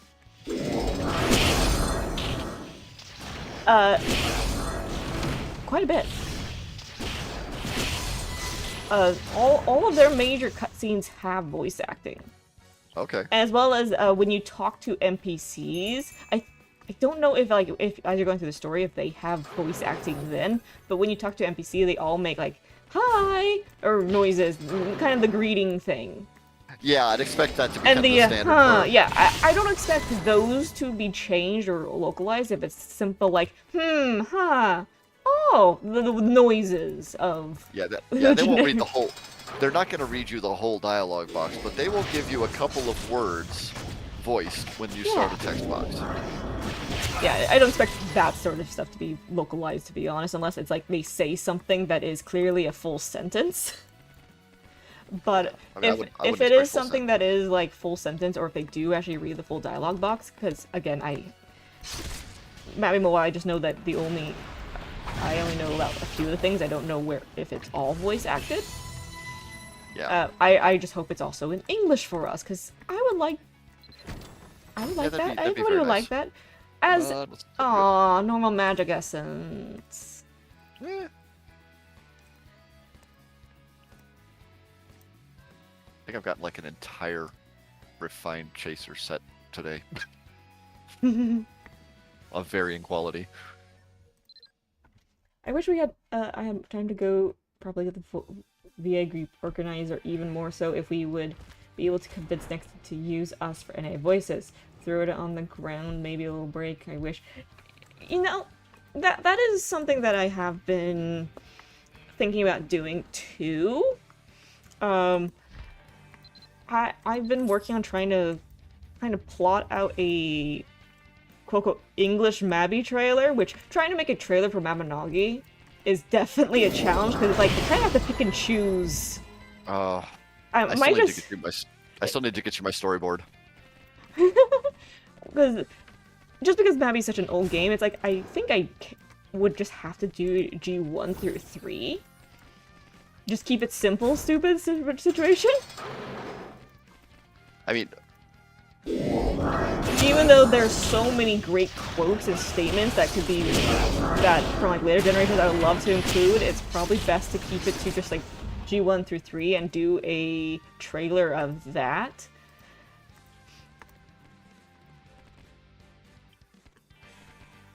I know Lumi been talking about it too, so I want to probably try figuring out a proper quote thing for it and then do a group project of it.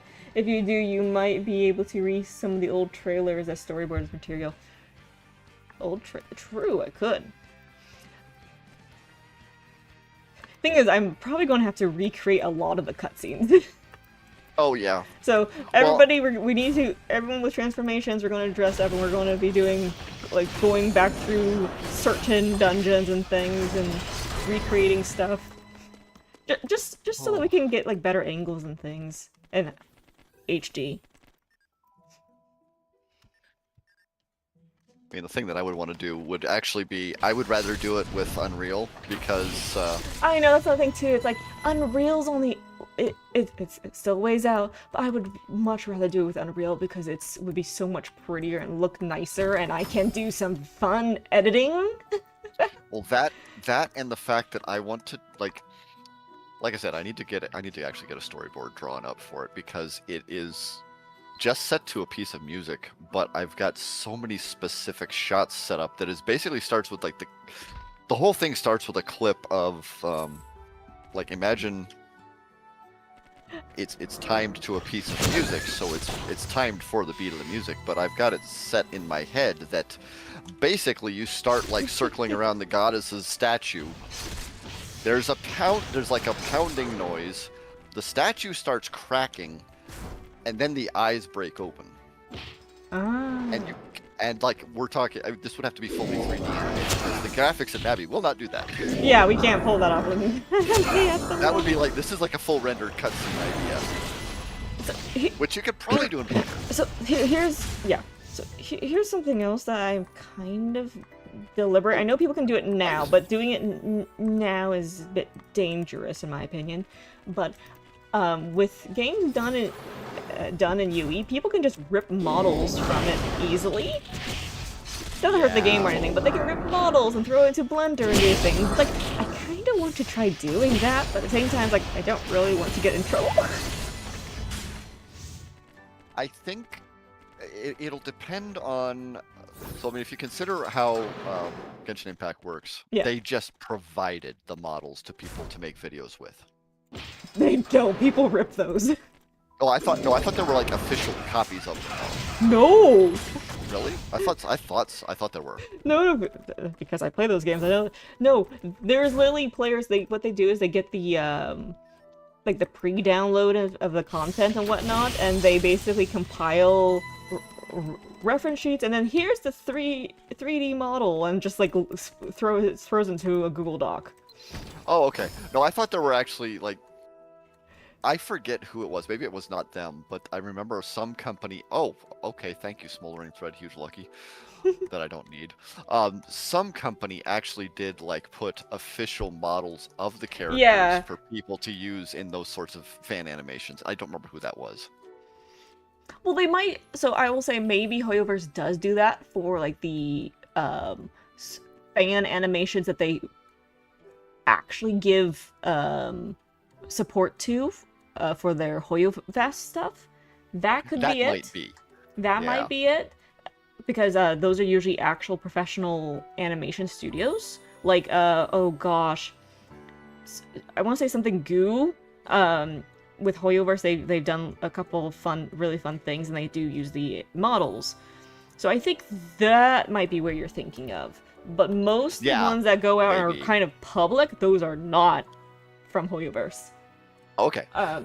Okay, so let me catch up chat. Usually companies would be really reluctant to have IP public due to liability. That is very true. Someone could fake content maliciously, 100%. Theoretically, I think UE would be easy to voice act for. I know currently VA files are just in normal WAV format and would be compressed within a package files themselves. I would agree with that as well. Yeah, very much so. Once you get into once you get into a modern engine, everything becomes much, much, much simpler just from the development standpoint, because you've got to be efficient. Oh yeah. Mabby is not that. Well, here's another thing that I'm excited for UE for. Alright, actually, let me rephrase this. UE engine is great. The problem most people have, most people that make games in UE have, is they try to make everything so ultra realistic and high, like, Oh yeah. graphics crazy. Mabby isn't that sort of game. Yes, they are giving it better graphics, but they are keeping it to kind of Mabby aesthetics. So it is very keeping it simple and utilizing the nice graphics of Unreal in a good, far more appropriate manner. Instead of abusing the ultra realism craziness, no, we're just making everything look a bit pretty here. So Yeah. I'm excited to see that, because that's something that Genshin does very well with their game, because yes, that is an Unreal.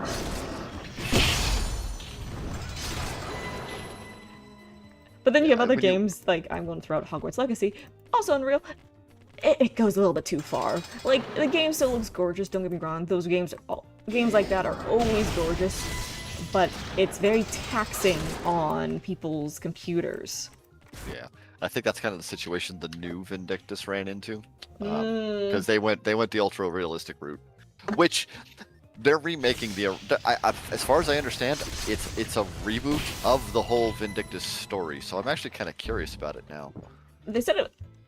I didn't hear reboot. I heard reimagining. Well, either so it is way, still the same. Yeah, it's still the same.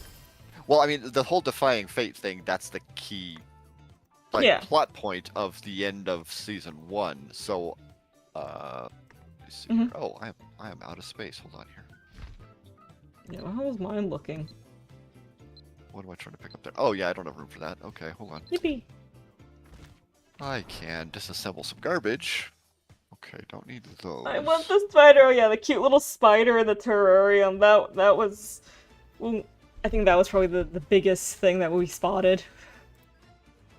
I'll be out in a second. I gotta delete some things. Wait, what? Oh, that's a normal thing. I'm doing the same. Just quickly purge all. Let's see here.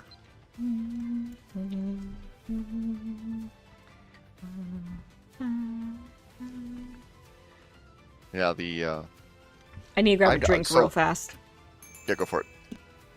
Yeah, I'm interested. It's like I've just gotten to, I think, the end of season 1 in Vindy, and the cutscene at the end of that is wacky. So I am curious where they intend to go with that, and I'm really interested to see if they continue from that plot point in another iteration.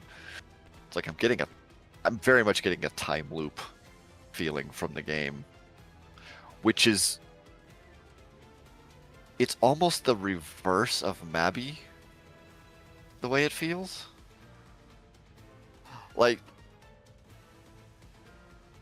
actually, I'm not even going to say it's the reverse. The whole thing sounds like, it sounds like you rebirthing and then them forgetting who you are. Okay, back. So here. Yeah, go ahead. I don't know how much you heard. Yeah, I'm just rambling about. I don't know how did you get to the end cutscene of season 1 of Indie yet? No. Okay, there is lots to talk about in those next couple of, like, you don't really have quests, you just have cutscenes. Oh no, sorry, no, actually, never mind. You have a whole bunch of dragons to fight. I know, I have yet to start the dragon start. Yeah, they're not difficult, so don't worry. But it's just like, are those solo now? Yes, you can solo them easily. What? Yeah, they What? basically, I mean, I want to say they blanded it. Landed it. That's a really hard phrase to say, but it kind of fits. They blonied it. They blended it. Almost like a full reincarnation of Super, yeah. Oh my Yeah. goodness. Well, but I mean, here's the thing. It's like, I I mean, I don't know if you care about me spoiling what's in the next cutscenes, but when you actually get to the end of the season 1 plot, it feels like a rebirth, but a very different approach to it. Okay. Oh, two fine leathers in one room. Wow. Nice. I was totally trying to steal that. It was like click, Yeah. click, click, click. If you need it, I'm. No, I'm okay. Okay. But yeah. I'm aware about like the general plot points. I don't. If it's new stuff, don't bother. I'll see it soon. No, it's not new, but it's just it feels like it almost feels like a reimagining of a rebirth, if that makes sense. But it feels like the same mechanic, where over time the NPCs and Mabby will forget you. It feels like that. Oh yeah. Wait, everyone's memory of us got wiped. They're not wiped. That's the funny thing. It's like they're not entirely wiped. There's certain things that are missing, and a whole bunch of events just get rewritten. It wasn't like a reset. Everyone thinks you're a cadet. Again, it got reset to that point, and it's like, well, no, I'm not a cadet. I did all this stuff. They go, no, we haven't done any of that stuff. Well, that's what I'm trying to figure out, is that it feels like there's some I almost bits went of that. without you. I was in such autopilot. Oh gosh, 1 second. Yeah, no, I gotta delete more things. Yeah, it's basically New Game Plus. That is not It's you. kind of yeah, it's kind of New Game Plus, but the whole thing, it's like certain things have been forgotten, but certain things haven't. It's very selective. Like, It's like somebody just made it's a like somebody post went buying something, and I just got it. It's like, it's like somebody went through your memory with a Sharpie and redacted a whole bunch of it. ah. It's very specific, and it's like certain memories are missing, but most of what you've done, like I think there's still people talking about how you got promoted, and like talking about what things you have done. Well, But the I key will things say are you missing. want to make sure you complete like all the previous quests, like side quests and stuff, because that will definitely cause problems if you didn't complete those before you hit that point. Oh yes, no. So that's if you're all doing done. like all the previous cutscenes and things, they're like, oh yeah, you got promoted, so you get to do this now. It's like, last story quest, you didn't know who I was, and it's like, oh, this was from season 1. Yeah, exactly. No, this is not that, because I did complete all of that, but it's just weird that certain bits are missing now. New Game Plus, but Sans is around. Oh no. Oh, so speaking of trailer stuff and like, I am actually working on doing an animatic. It's like, it's gonna be so long, but there's a song that I've been listening to that I really want to make like a Mabby animatic to. Nice. Just kind of a like in celebration of Mabby in a way. And I kind of want to get it set up so that, hey, artists of the community, do you guys just want to draw scenes from Mabby's storyline? And just kind of, so it becomes more of a community project, so folks can basically insert, like, oh yeah, I'll do this scene, and they draw those characters, and I just edit that footage, or that artwork into the slot, essentially. That would be fun. It's like a lot of fun. Kind of like a slideshow. Kind of? It's animatic, or there's more animation to it than that. Oh, okay. Yeah, I didn't know how much animation you actually wanted to do. It's not going to be too crazy complex. It Yeah. is like, oh geez. Like, there's a few transitions that are going to probably be the most animated parts, and I will do those because, my gosh, I am not going to force that onto anybody. Yeah. That would be a lot. That's kind of my thought was like, yeah, doing actual animated frames for things, that's a lot of work. So it's more so like, have you seen, what's the word for it? Parallax. Parallax scenes. Ah. So do the background, yes. middle ground, Yeah. and then your foreground elements. So basically, I would just have folks for at least certain parts send in like just those 3 layers, and I can manipulate those for certain scenes. Then there's other things that are just pure static images that will just be kind of sliding in and with the beat and whatnot for parts. It does vary. There's going to be some things that are very basically just still images. Others are going to be more parallax, and then there's going to be like some actual animated bits that Yeah. like some of it's going to be special effects that I'm going to have to probably do. Like, Oh yeah. oh gosh, I'm gonna explain this. There's one scene, and how I have this currently mapped out, and Lumi, if she's in chat, she actually knows about this project, because I kind of threw, like, the rough written, this is my plan, this is my vision, this is this section is this section is that. There's a part where I have basically G1 through 9, not 9, 12, so the first 3 chapters all kind of grouped together. Uh-huh. There's a reason for this, because I am trying to do all 28 generations of the game together. Woo! No, there's a way to do it. Yeah. There's a way to do it.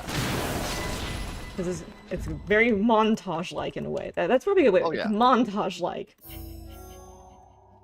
But there's a part where hello, loud music that just started up, and that's probably blowing out everybody's ears. Oh my gosh. Sorry, glass boss music from Abby Mobile just turned on to my ear. Pat. It's basic, like, a couple different panels kind of sliding in that fill up the full scene. It's not loud, you're good. Oh, good. Fun. It cuts in showing, like, Lamor and Lazar, his dad, dead. So, mourning over someone who's died, and then you see Ruri with his brother, and then it cuts to Triona, and with the Militian kind of in the foreground, so you kind of see these, like, different situations kind of, like, sliding in front of them that's, like, tragedies that they've witnessed, and then it cuts just to Ruri giving you just the stink eye, just angry at you. And, like, the part of, like, Ruri looking at you, that's going to probably be a little bit more animated, of just him turning his head. Just him staring at you with an eye twitch. Like, give you a stink eye. Well, yeah, because it's I'm trying to capture kind of the character's story in a way, and that we've gone through a lot. We've seen bad things happen. We've seen good things happen.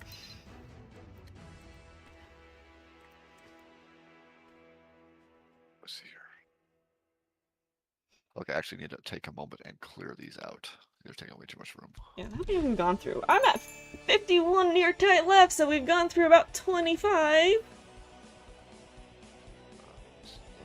Ow, my back. I just popped my back. How did disassembling those not make room? Come on. Ow. That was a good stretch, though, but Oof. ow. Oh no, it's good.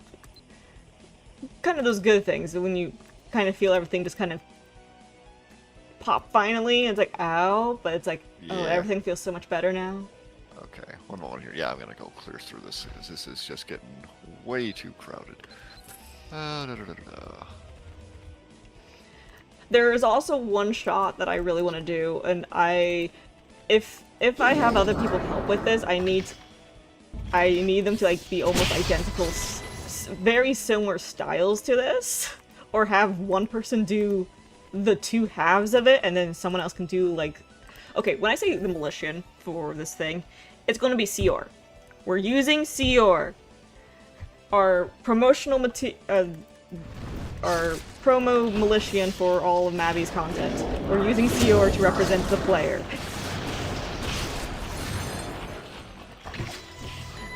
But basically have someone else draw Seor and have him kind of appear in the middle. It's basically a split screen of Talvish and Valor facing the Militian. And having it pan out, so basically it's it would start with basically one head, but it's split in half to the 2, and it pans out to the 2 individually with Seor standing before them. But you're having the Taiwan husbando showdown. Maybe. No, not that, but I get what you're Yeah, no, it's like just having them together. It's like No, making seriously, angry I faces have at each to, other. like, these are like a lot of things that need to be included. There's so much to this game story, and I'm trying to have like referencing to a lot of it.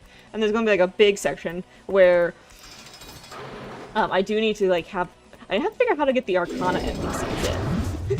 That's gonna be a headache, but I think I have a pretty good idea of how to go about it. Once I get it all properly mapped out, I do want to kind of make it a community project, saying like, hey, fellow artists of the community, do you want to be a part of a very interesting, like, community art project that's basically going to be a full animatic?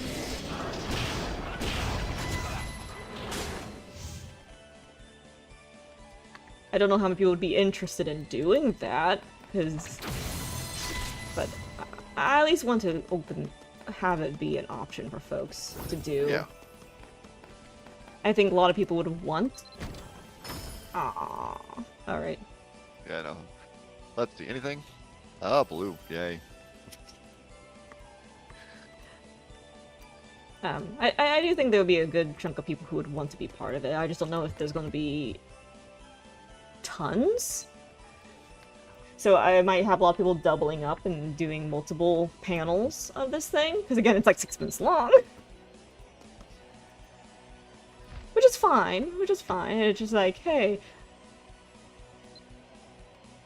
I want to do this. If not, it's just going to be me solo, and that's going to be a big project. Well, yeah. I mean, if you don't mind taking several years to do it. Yeah. It'll be worth it. The main goal is, right now I kind of want to have it at least be, because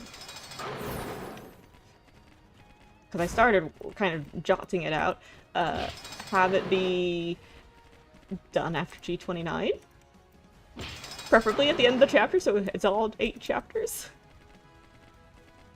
And before Eternity, I think that would be a good kind of like goodbye Mabby.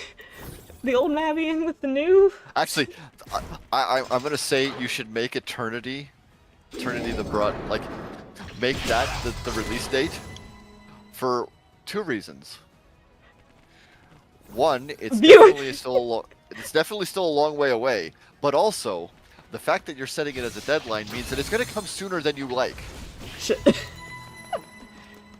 It will actually make it come faster if you set things to be due when it's done. You know, you're right. That is going to be my deadline. I need to finish this animated project before Eternity. And what? They're going to announce Eternity tomorrow. It's like, oh yeah, we're going to launch it this summer. What? I mean, that's how you basically force that to happen. That's like the law of Newton's law is just going to say, yeah, no, because you said this, now it's releasing next week.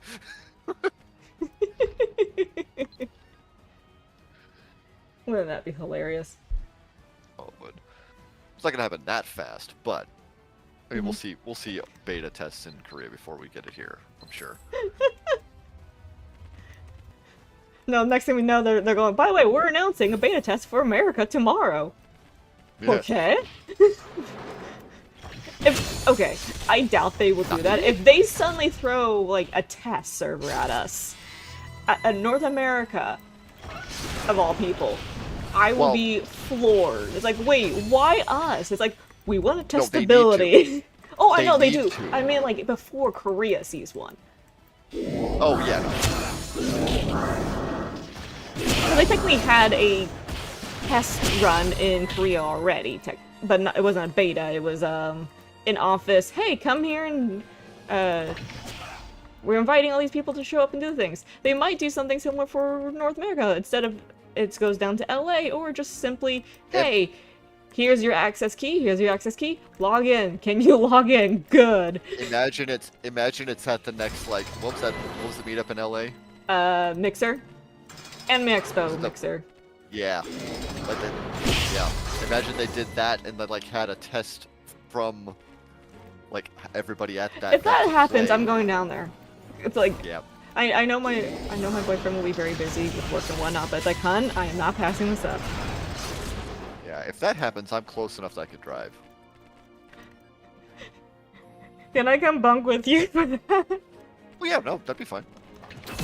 If we get it's like shoot, we could probably get Zepho. We could probably drag Zepho away. Yes. Like West Coast is probably close enough that it would be practical. Oh, okay, something. Hey, you gotta be me. Did it? So we have two B. Yeah, it's be me. The red is Hey, always a sweet. BME from this place. Oh, is it? Yeah. Oh, I thought there were more things. Okay. Nope, just be me. Okay. Hey, so 2 for today. Two BMEs. Which I also need to make room for now. Let's see here. Okay, those Cressida shoes I'm holding on to. Those are actually good. Let's see here. Don't forget to pick up your BME. No, I know. I'm.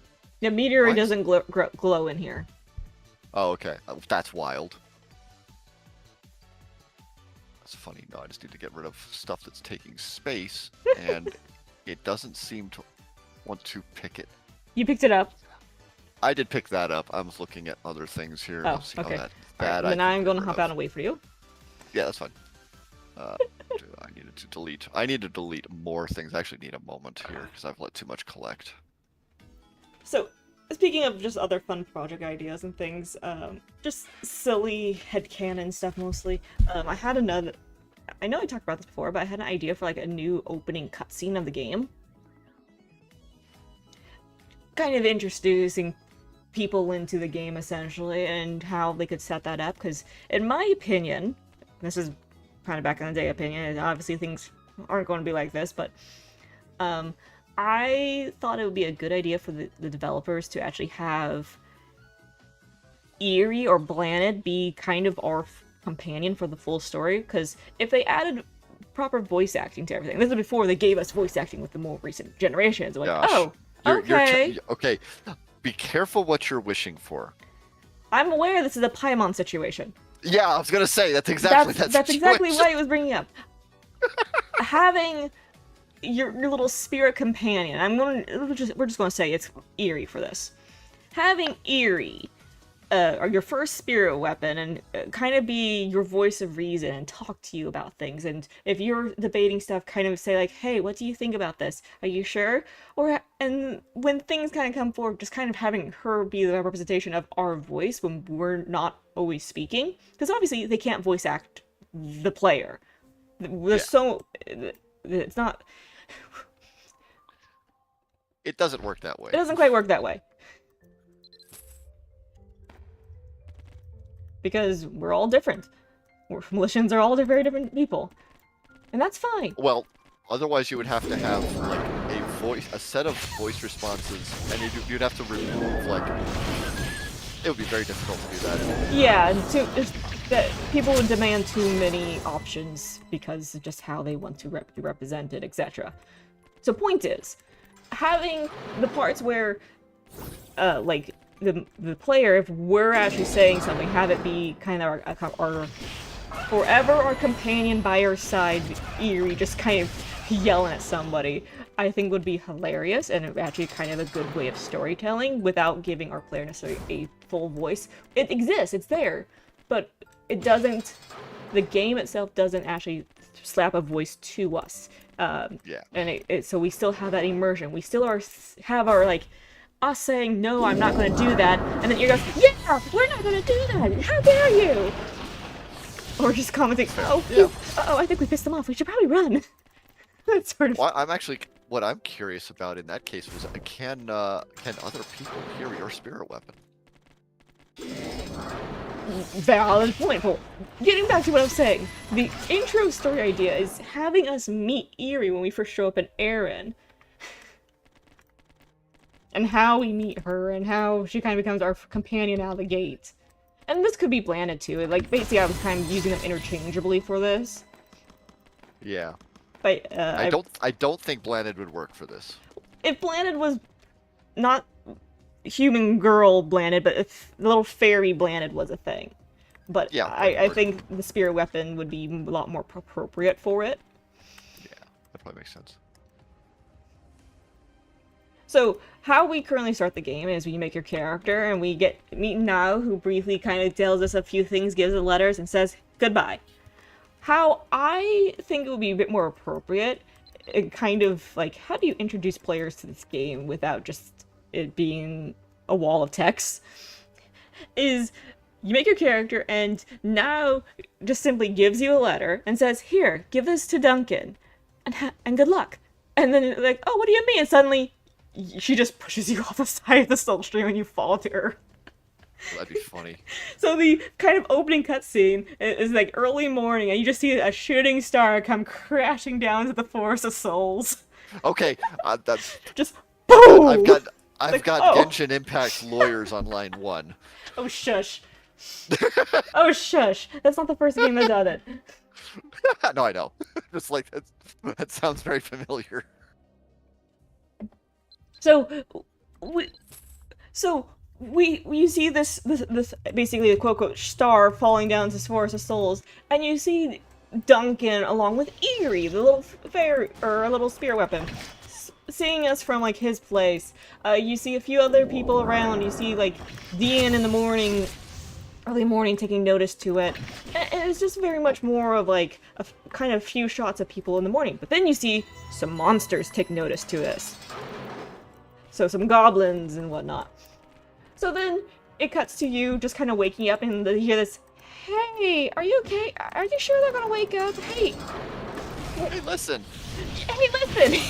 Yeah, it's just a very concerned, I would say, not squeaky voice, just kind of childish, worried voice, because she's tiny. Tinkerbell voice. Not Paimon. Better than Paimon.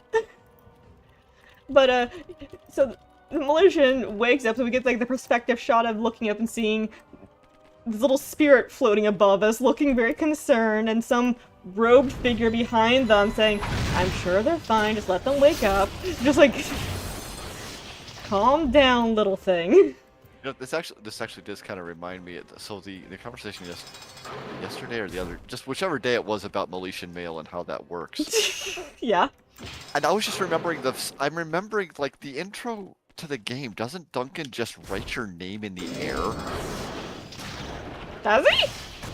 I thought that's what the intro was. It's like that's how he introduces you. Like that's how he registers you for the mail. Is he writes your name in midair, and the owls recognize it. I have no memory of that. I'd have to go look at it again, but that feels right. Maybe somebody could confirm that for me, because it's been a very long time, but I thought that's what it was. I think that might have been lost due to the retcons and rewrites of G1, because I would have read that. It's possible that yeah, it's possible it's gone. What do we got? That's Nothing. hilarious. But another vintage cap, yay! Soldering threads. Alright, everything else I grabbed. Chaotic room, so that's not the fancy one, just a chaotic. Oh, room. you got one. Yeah. But basically, you the Malaysian. Oh, ow, wait! I just woke up. You're not hurt or anything. You just kind of were in clearly a bit of an impact spot, and Just a crater. not that serious. It's like you just it just looks a little like, huh. Well, that's new. Eerie introduces you, and like it says, "Hi, Eerie. Duncan sent me to come find you. We saw you guys. He saw you falling from the sky." And it's like, "Oh wait, Duncan." And you have the letter go, "Oh good. Hey, works out. Duncan was the one who told me to come investigate. Let's go." And you meet them that way, but before you guys you get moving, of course, there's now this other person, which I just refer to as the adventurer. You hear some noises, and you see the goblins and Fomorans that had spotted you earlier showing up, including, let's just say, some lycanthropes. Oh, those are the big scary ones. I don't think I can fight those yet. So this is kind of how you get introduced to combat in the game. The adventurer, who is this cloaked figure, they don't have a face or anything, hands you the adventurer's short sword, that first weapon you get in the game, and tells you, here, take this to defend yourself. Get going. Fairy, lead them back to town. I'll take care of things here. So you take off with Eerie, and you running off while they kind of deal with the monsters. As you're running along, well, hey, guess what? There's more goblins. Shit. So, Eerie kind of goes, well, I guess you have to learn how to use that sword. Just swing and hit them and don't miss. That's sort of the most... Swing me! Basically, it's teaching you how to, like, use basic combat. Just attack. Basic attack. Then smash. Use defense to protect yourself against something that's about to hit you. And counter. So you learn like the core skills. That's the whole thing. And I think kind of like in more of a story format, learning those skills. Like, do you remember when we used to have the area where you had to get to, like, when you rebirth, and there was the soul stream area with the gargoyles in the arena? Yeah. That's kind of what I'm approaching or thinking that was always of. entertaining. With that kind of. Hey, oh. What, anything? Let's see. Find. Ring frame, gold. Alright, I got all my items. Oh, you got an enchanted thread. Let's see here. Where is this?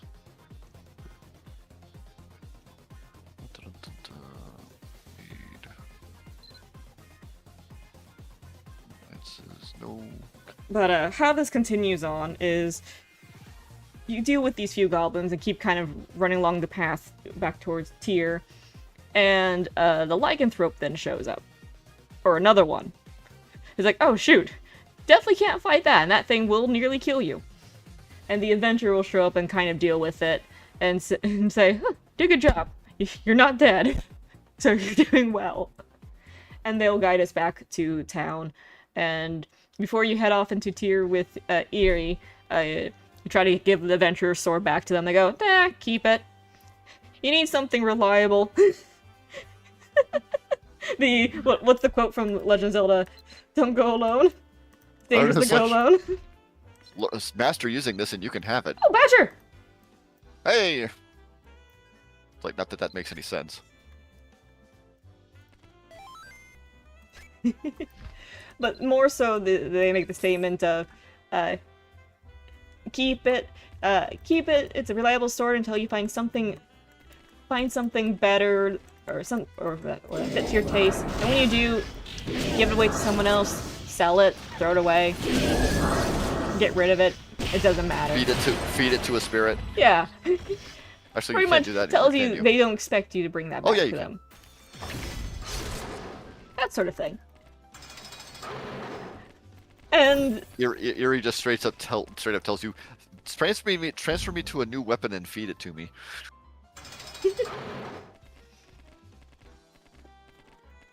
Actually, okay, so we don't get this right now, yeah. But imagine having that conversation with a spirit weapon telling you that it wants an upgrade. Like, if you have a spirit on a very low-level weapon, and it suggests a new weapon for you to transfer it to. And it teaches you the process. That would actually probably be a good... that would probably be a bit more appropriate for the player to learn and grow with. Like, first item you put things onto is like a Celtic or something, or that adventurer sword. And like, hey, I think with everything we're dealing with nowadays, we should do this and have that be a part of the darn game's story to help the player grow. Yeah, right now you got to go to the guy in. Oh, right. In Shit. Oh. What's that? You. There.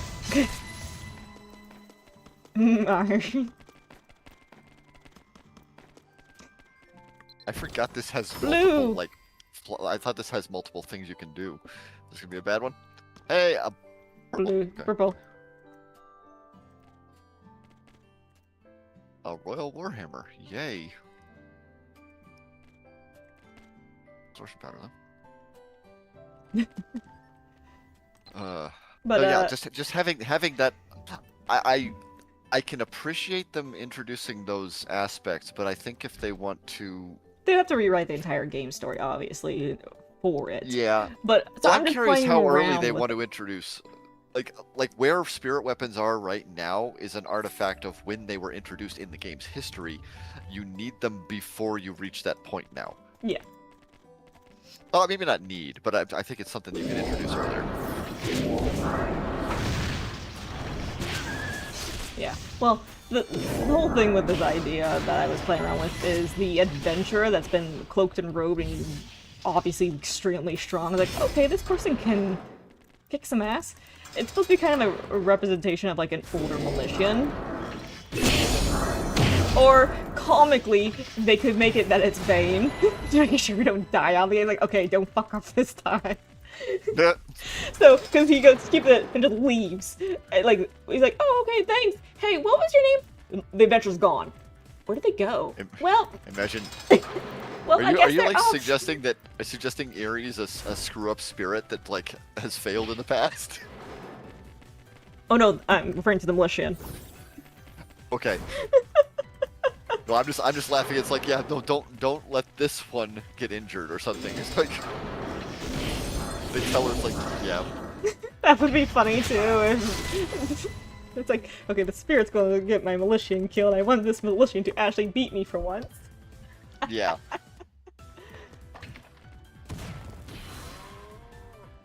Oh, that dot doesn't do very much to it.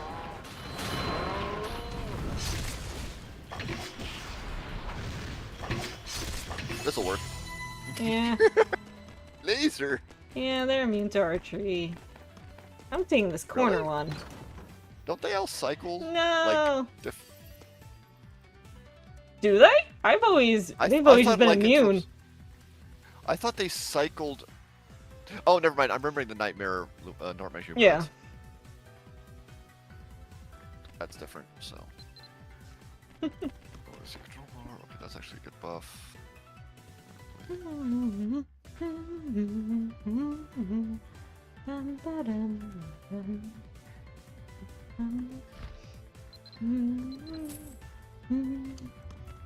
Onward, friends. How many do I have left? I have 43. We still have a lot to go. We're gonna be here for a while. Are you planning to burn it all? Yeah, well, why not? It'll just go until 6. Fair. Nope. Want to at least kill some things, and we Badger's behind us. Got. Oh, I've got 87 left. Okay. You have I've got a few more. 87 left. Yeah. I have my check mark. You two need check marks. I should be good as soon as the timer comes up. Let me run away. Paying casually appraising the next blind day. Oh my god, Badger, you're right. That would be funny. Originally I had it be like, because this was kind of my silly like fanfic opening of the thing, I had to be my character just for the shits and giggles. Here's okay. Well, no, it's like. Yes. Yeah, I'm interested for the end cutscene, like the dialogue and all that happens with Vindy when you actually get to the end of that season. It gives me thoughts about normal Mabby. Uh-huh. And I don't know how likely they are. Uh-huh. But so just here's a wild theoretical thing. Assuming you know how that basically goes, is Keegan turns into Keegan. Yeah. The whole dialogue at that point is that this was destined such and such and such, and then but the end dialogue No. is basically him swearing Oh, to bring Badger got Teve purple. back. Yep. Essence of Raw Force, though. So I have a very specific thought about this. Don't forget these games are also now no longer connected canon-wise. Oh no, I know. I understand they're not connected canon-wise. What my thought is, though, is that, I mean, they're saying that. Yeah. It was That doesn't intended. mean, yeah, but what I'm curious about is whether the situation with Morgan and Keyhole is actually, like, imagine this was however many cycles ago. Who knows how long? Imagine this is before any of the current time loop thing that we got dealing with Vayne. Yeah. So Well, I think that was what they intended, because when Vindictus came out, we got Iria, and if you talk to the dragon in Iria, he talks about Fiona, Lan, Evie, and Croc. Oh, he does. Okay, I didn't Yeah, remember that actually happening. the, But the, so, the heroes and whatnot, and it was implied that I think what the implications were was Turna Nog, the other world that we go to in Mabby, where Glass is at. That was the world in Vindictus that basically is got fucked over and royally with the creation of Paradise, which was now Well- Erin, and people got moved here, and those heroes Well, made what's- sure folks found safety here. But the problem is that the Well, I- gods kept being fuckers. I don't think that can actually be even on the season 1 content. I don't think that can be the case because the end conversation of that the whole thing was basically them saying, "No, you're a fool. You're in Erin already." Okay, so it is the same thing. Well, sort of, but here's what my thought is. It's like, imagine the entirety of Keyhole's plot in all of the content we've seen in Mabby is trying to bring back Teve. Yeah. Why else? So why is he capturing Morgan? So she can't prevent him from stopping him from bringing back Teve? Yeah, I mean, imagine that's the whole reason he's capturing her and trying to reawaken her memories. And Morgan doesn't remember it anymore. Like, how many cycles have we been through? And imagine every time we've done this, the Militian has been, like, doing... Imagine that's the cycle we've been fighting. Mm-hmm. So, I'm gonna bring this up. What you're saying has some very interesting implications regarding Mabby Mobile, which has both worlds kind of combined into one. And as Exactly. the director has stated, it's kind of the ultimate version of the Mabinogi story and how he initially envisioned it. Because when we do eventually free Morgan in that, because that cutscene has popped up, there is some very shady implications going on there. Because really? you don't encounter her in G1. You see a vision of her. But it's not until G3 we actually see her. And things may not be as we expect. Yeah. As Well, well I as guarantee they're the not what you actual story lore for the game from like the trailers has a more bad. Oh, he got a. Yeah, masterwork Celtic weapon. I thought he got a BME for a moment. I just saw it change colors. I was like, no. No, I'd be so happy if he got one. It's more so the lulz of Badger's luck. You... Like, this is just like cursed luck at this point. Yeah, actually, I'm going to take a moment to delete more things because I've just not taken the time to do that. Yeah, I should probably do the same. Because I have is my super crowded big. I think we have. Actually, I think I'm okay on bag space at the moment. I have 2 of these mysterious bags filled with for equipment. Only one of them is starting to get filled up. See, there's a couple of things that I am holding on to because they're useful for, like, they're used as erg materials. So, Yeah. like, I'm holding on to the Tetra Mushroom. cylinders because I can just upgrade those. Mushroom, mushroom, mushroom. Okay. Let's see. Let me know when you're ready. One moment here. Let's get rid of that. Could you imagine if the daily quests, instead of those icy rocks, made us get the snowflakes from Par? Ooh. That would be evil! That'd be evil, but imagine Par getting that much activity. That'd be amazing. Like, how long has it been since that was, like, content people did? Lori, please! No. Why are you saying these things? Because it'd be fun. Fun, quote unquote. They could also make it so that we have to go run Karu. Okay, I'm good. I mean, Karu, Par that- I getting mean- that much activity, the whole last dungeon would melt. Yeah, I know. Are you ready to go? Actually, that'd be funny. Yes, yeah, good. Yeah, the whole. I mean, that'd be hilarious. Karu, I ran recently. Karu's a weird dungeon. Nah, yuck me. It's so long. Uh-huh. But there's nothing in it. It was never updated with the dungeon revamp, so it's Yeah. relic of the past. Well, it's more than that. It's like there is nothing in there that's at all. I don't want to say challenging because it's not like depending on your level, it could be still. But the mechanics are still Good night, alpaca. weird. Right. The mechanics in all the areas actually feel weird. To say nothing of the ones that have been like completely abandoned, like the final hit. Was it the final hit dungeon or is it I guess. it's the transformation? No, the transformation quest stuff is Oh gone. yeah, those are gone. Yeah, those are gone. Needing to go sketch all the field bosses. I'm actually sad that that's gone, because that was actually kind of fun to do. Kind of camp out and wait for the announcement that a field boss showed up and run over there to go take a sketch of it. But did you actually have to sketch the field bosses? Yeah, that was one of the options to unlock it. Oh, was one of the either- options. Yeah. That's right.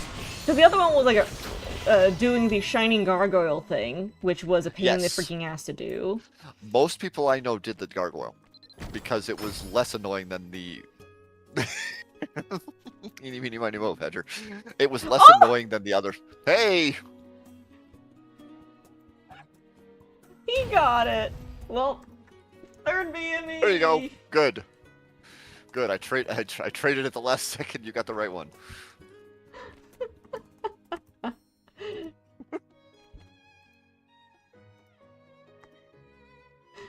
That's too funny. Hey, at least we're seeing BMEs. I know. Well, I mean, considering I how was many Neartite we have burned. fearful. Yeah.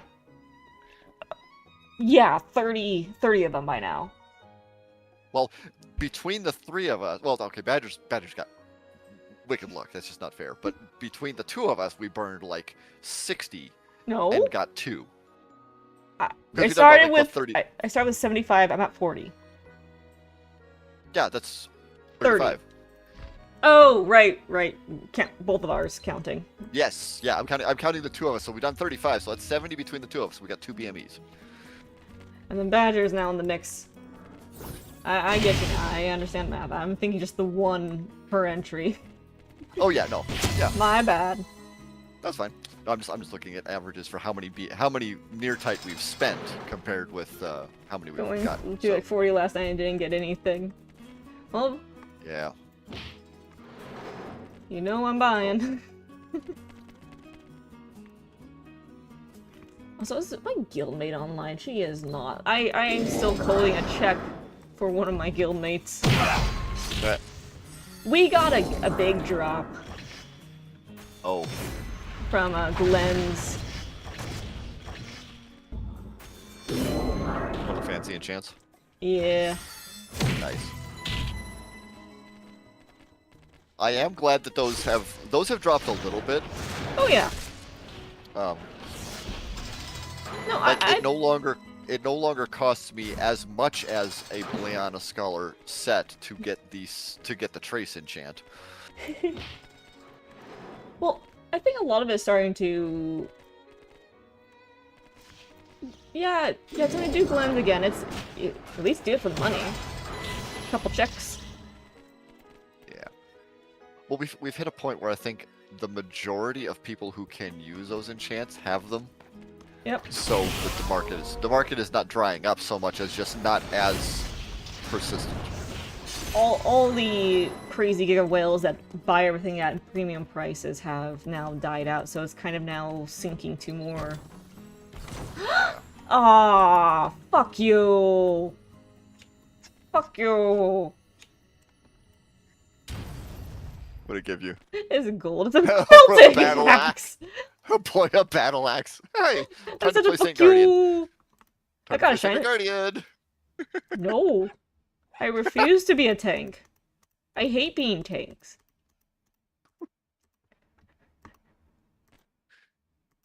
Oh, that hurt. I figure, weep. it's like, what was it the other day? I think I got a Trace Enchant for 160. Well, my music stopped. Which, considering the last time, like when I last looked at them, they were like between 5 and 600 mil. So now I just need the other, like. For record, folks, I don't care to be a tank because Final Fantasy XIV has definitely scared me away from that. To be fair, 14's tanking is nothing like Mabby. I still don't want to do it. Yeah.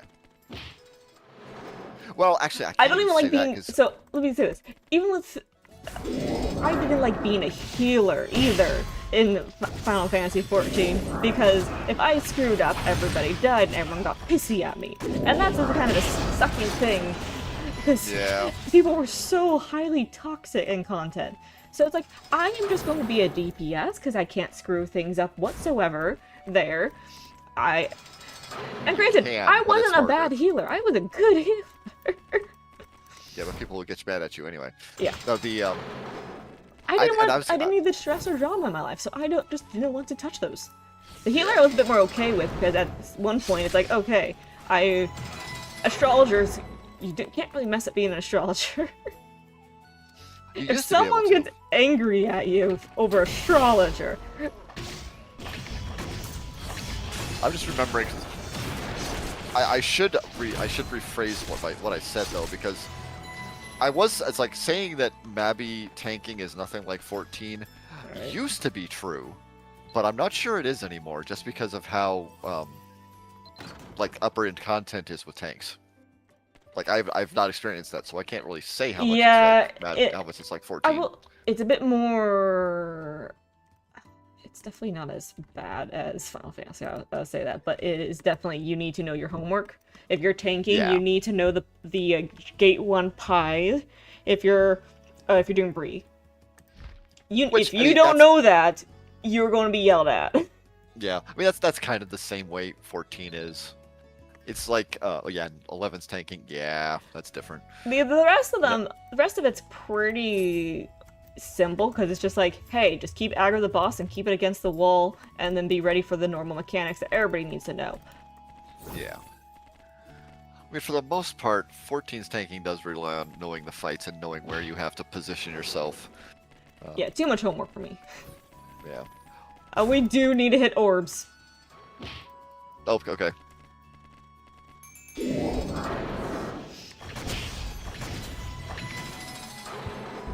Just because I realized, oh, there's a lot of orbs rooms.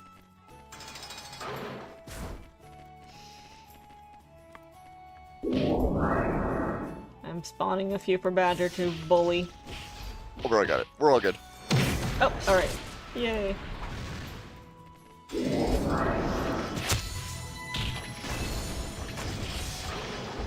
Furthermore, nothing too for like Mabby, the healer. I don't care for Harmonic Saint because I don't want to be Bard. Simple as that. I don't want to be a Bard. I hate.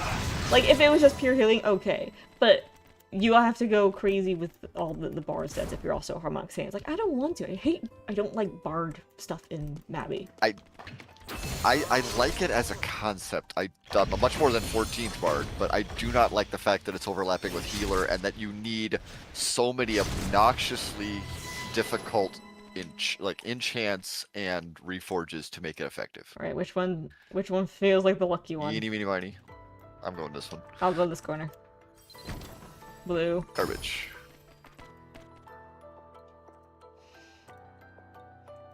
I got a chaotic thing. Delete more stuff probably. And then the other time they coupled up the Cleric class was with Harmonic Saint, the tank. It's like, oh come on, it doesn't even. I wish that actually had like a group heal. That would be cool. Yeah, I mean, I wouldn't mind Bard being an actual buff class instead of not the healer, but it's like I guess this is how they had to do it so that you could introduce. Yeah, Bard and music keeps getting stuffed into support roles. Yeah. Well, I mean, it's not that it's bad. It's not that that's a bad combination. It's just that there's no other alternate because you don't have support, and healer is not a thing we've ever had. Besides the classic, hey, you're the party healer back in the day, before they made things easier. Yeah, well, I mean, 'Cause you had the person, the designated how did I healer run was Elite whoever. Shadow missions back in the day when I first started playing back in 2010? Hey, I had a healing one. I was making sure everyone stayed alive the whole time because back then Elite missions kicked everybody's butts. Yeah, I mean that was the only reason people would take me as an elf character. Yes, I was an archer, but I had a healing wand and I could heal and keep people alive for that content at that time. Otherwise, I was kicked. Because yeah, people did not want elf archers in any of their content because you were useless, quote quote, because of archery sucked back in the day. I mean, I'm just thinking in terms of like equipment, like just owning a healing wand made you the healer. Because that's all it took. That was the best you could do with it. It wasn't there weren't buffs, there weren't there wasn't healing equipment, there wasn't healing gear you had to get that made healing effective. You'd a wand. Which it's still a little weird which weapons can and can't do party healing. Well, that's also the thing now, is they're now making healing wands for Nightbringer and Perseus and all that stuff because, hey, that's now an actual class. By the way, they're coming out with a spirit weapon for it. What do you mean a spirit weapon? Healing wand spirit weapon. Oh, a separate spirit. Okay. Yeah. I want to say it's so it would have a healing perk. We don't know what it is, but they said that they are working on it. Okay, that's actually that's really okay. I want to make an interesting.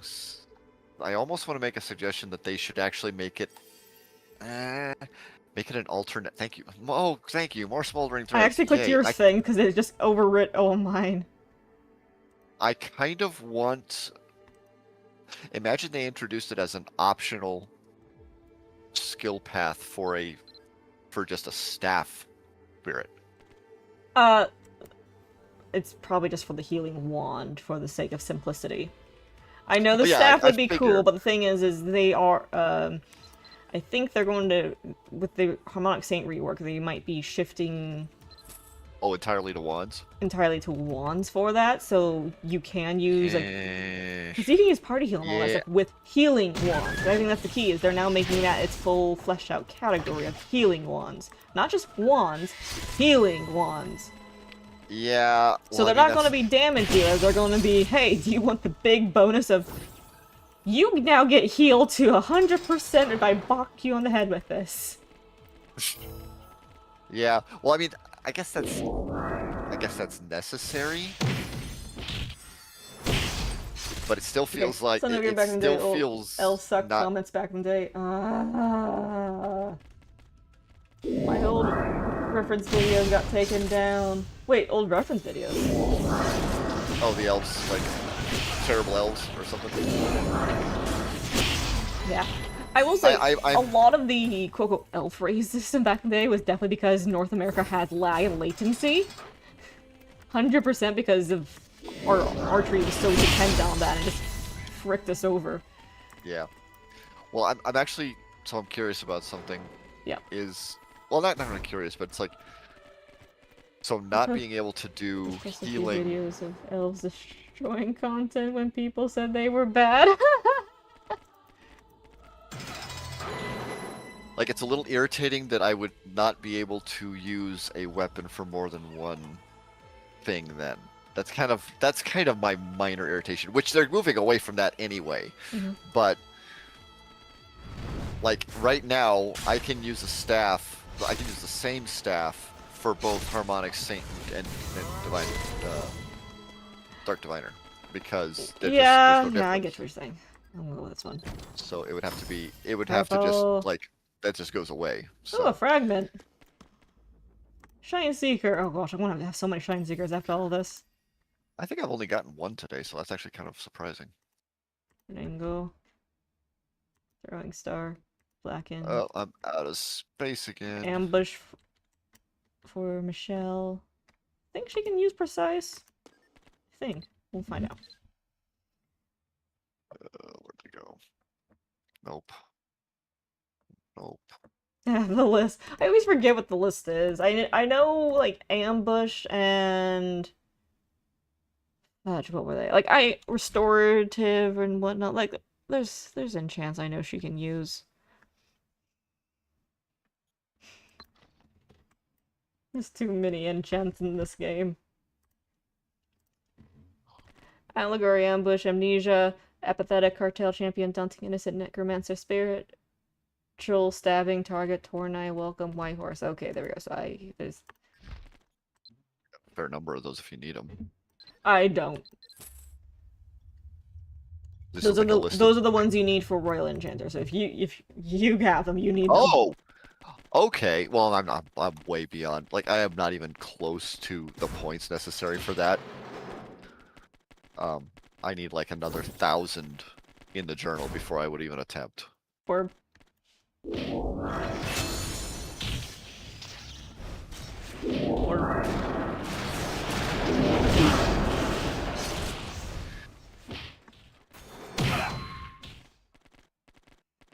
have fun in there. Like the level that you have to reach for the enchanter ranks is absolutely astronomical. Of course. I always try to remember those things for all my friends. I need to restart my playlist.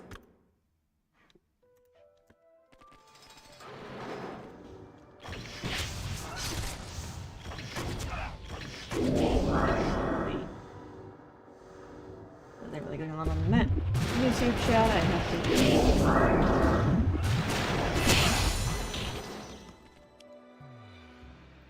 Yippee!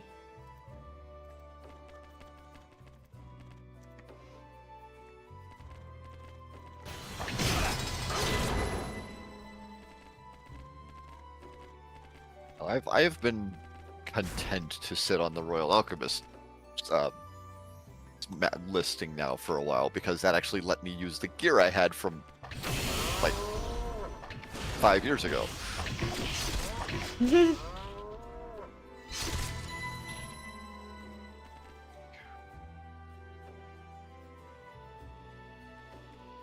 Alright, going for the corner one this time.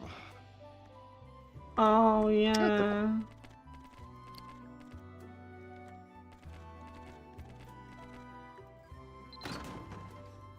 Nada. Distortion. Nope. Celtic. Gold. Everything else I leave behind. Yippee! Just what I want. A lance with a firebolt enchant on it. Ooh. Or firebolt reforge, rather.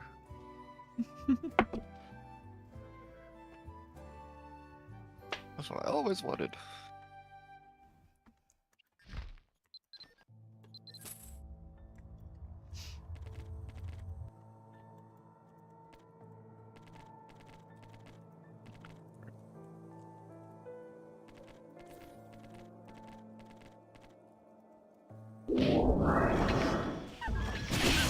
I was kind of hope there could be a cool way to find the Hobgoblin village or something in the swamp. Yeah! Yeah. I just want Erie to have more stuff to do actively. I know we've talked about a bunch of things, like all the commerce ideas, the more, just kind of more details and things all over the place. And there's so much stuff that could be added in all the empty space. So here's something I look forward to a lot for Erie, especially because we're going into Eternity. We now have a proper Z-axis. I want us to be able to go walking up basically ladders and go walking on tree branches in the jungle that are now super dense, so we're walking on tree branches and people can be running around below us while we're fighting things up above. That would be an interesting thing to see.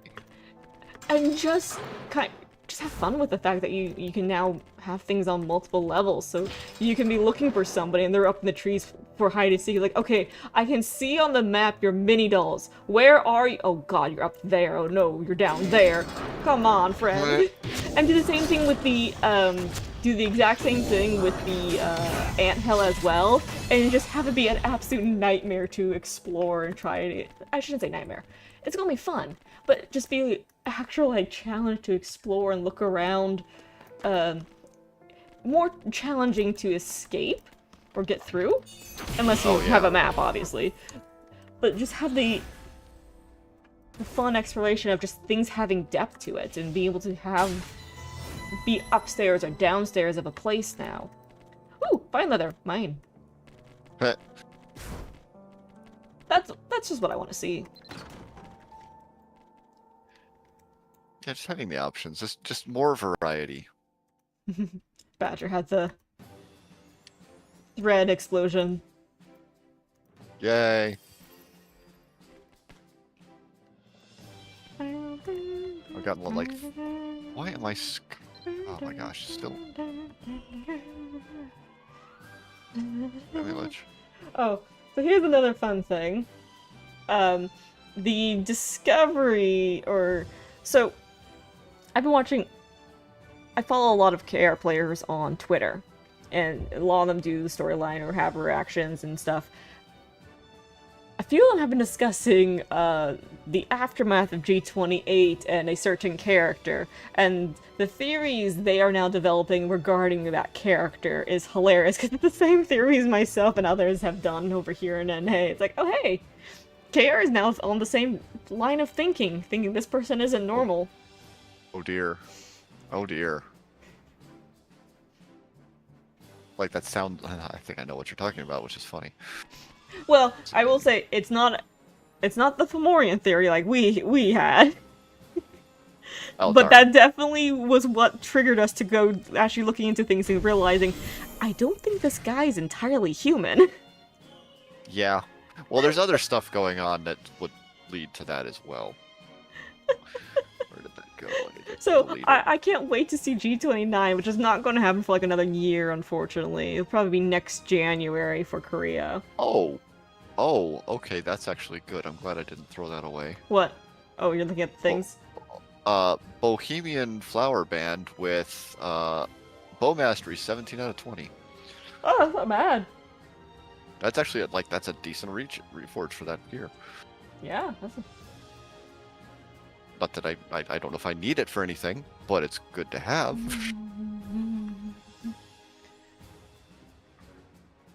Oh, I can't fit anything else.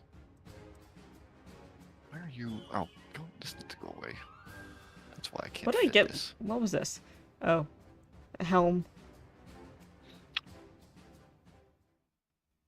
Why am I not? Oh, that's why those are not fitting in my inventory. Hold on here. So I did have an idea for a possible, just kind of fun event thing. So you know how I'm not sure how we go about this, but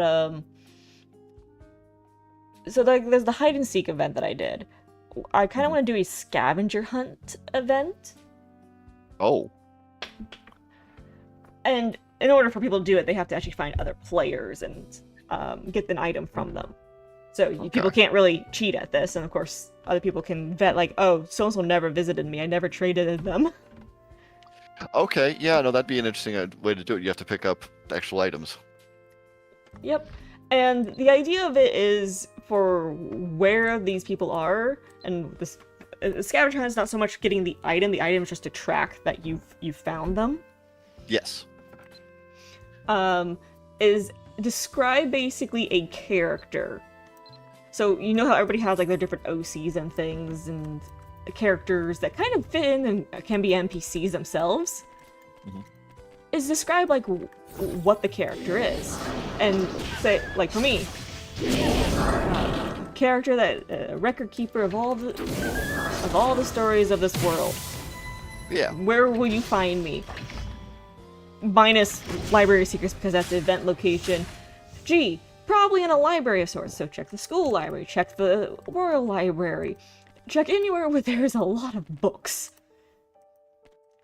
You could have a lot of fun with that one, actually. Yeah, so, like, my character would just be at the Dumbarton School Oh. Library. Very simple. And I would give them the item. And then just say, alright, go find, the next clue. And basically just, like, do a list of, like, here's all the clues to find all these characters. Good luck. So we actually just give them all out at the same time.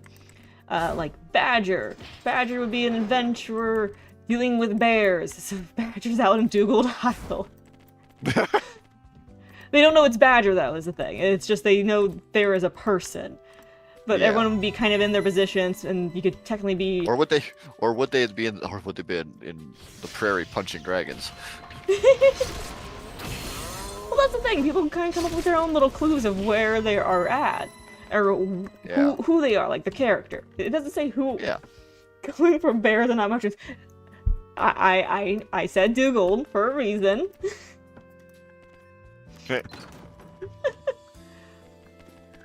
But anyway, doing that sort of event where it's basically just a bunch of folks in the community are running around trying to find everybody present and get all the items, and whoever can find everybody first and return with all the appropriate items, you win. Yeah. I just think that would be kind of a fun thing to do. It'd be a very good twist on the scavenger, on not the hide and seek event. Just doing multiple things where you basically do them in any order. Exactly. Actually, so if you actually wanted to do, you could do it as a chained scavenger hunt where you have to solve each clue to get the next clue. True, we could do that. I'm trying to think of how we would give people the next clue, though. Well, Can't we write music scroll, like custom titles? That when you open it up, it says the title? Yes, you can. You can put, I think you might be able to put it as lyrics? No, never Not mind. lyrics, because that's the actual MMD stuff, but for the title, just, Yeah. again, something short and simple. Yeah. So, search for an adventurer who loves bears and mushrooms. Hunting bears and mushrooms. Something like that. Well, I'm trying to think of a way you could do it where you would have a... Imagine if they all had different clues. But you didn't have to different people, but you didn't have to do them all in the same order. I don't know how you could rig that. We could try color coding actually- it. So if we just do the music scrolls and they're all the same color, for like all the badge scrolls are blue. Mine are all pink. Yours are all yellow. Kind of that they're color coded essentially. You can say when you open up the trade window, just say, "Hey, please place your current clues in the trade window so I can see what you got." Okay. Well, no, I was actually thinking of something more. So if you do, if you have one of those scavenger hunts that's a chain, Yep. you get the opportunity is you can follow somebody. What I was thinking of is a way to avoid that by kind of making it a circular chain of clues, and you start everybody at a random position in the circle. I get that, but we don't know how people are going to be present, and that's something that can really only work if you're like handing out physical items to people in real life and sending them in different directions. Well, no, I think it would still work with your idea of like doing the color-coded thing, but you basically just have a set number. Say you come up with if there are 8 NPCs, they all have or 8 characters you're finding. You have a chain of 8 clues that all lead to each other, and the last one leads to the first. So every person starts in that chain at a different position, so they're not overlapping and hunting at the same time. Oh, okay. So here's another way we can expand upon it. People need to go obtain items to hand over to the person. Oh yeah. So, hey, there's an adventurer who loves fighting bears. Bring them a hazelnut mushroom. So Badger's gonna be obtaining hazelnut mushrooms. Sorry, I'm using you, Badger. Yours example like the easiest one in my brain at the moment. If you wanted to be mean, you could make the item a puzzle and the person a puzzle. We could make it very complex.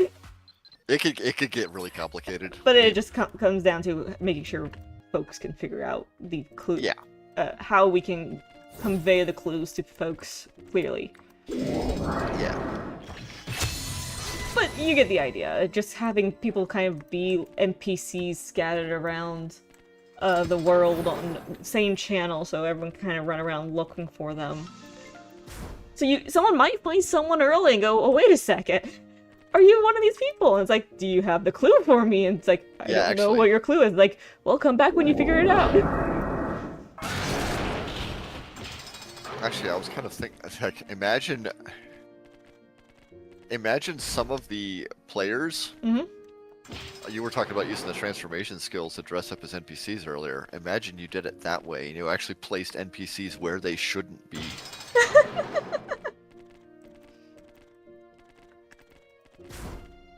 Like, not as a way to throw people off, just as, like, give them a location and they have to find the person there, but it might not be who you expect.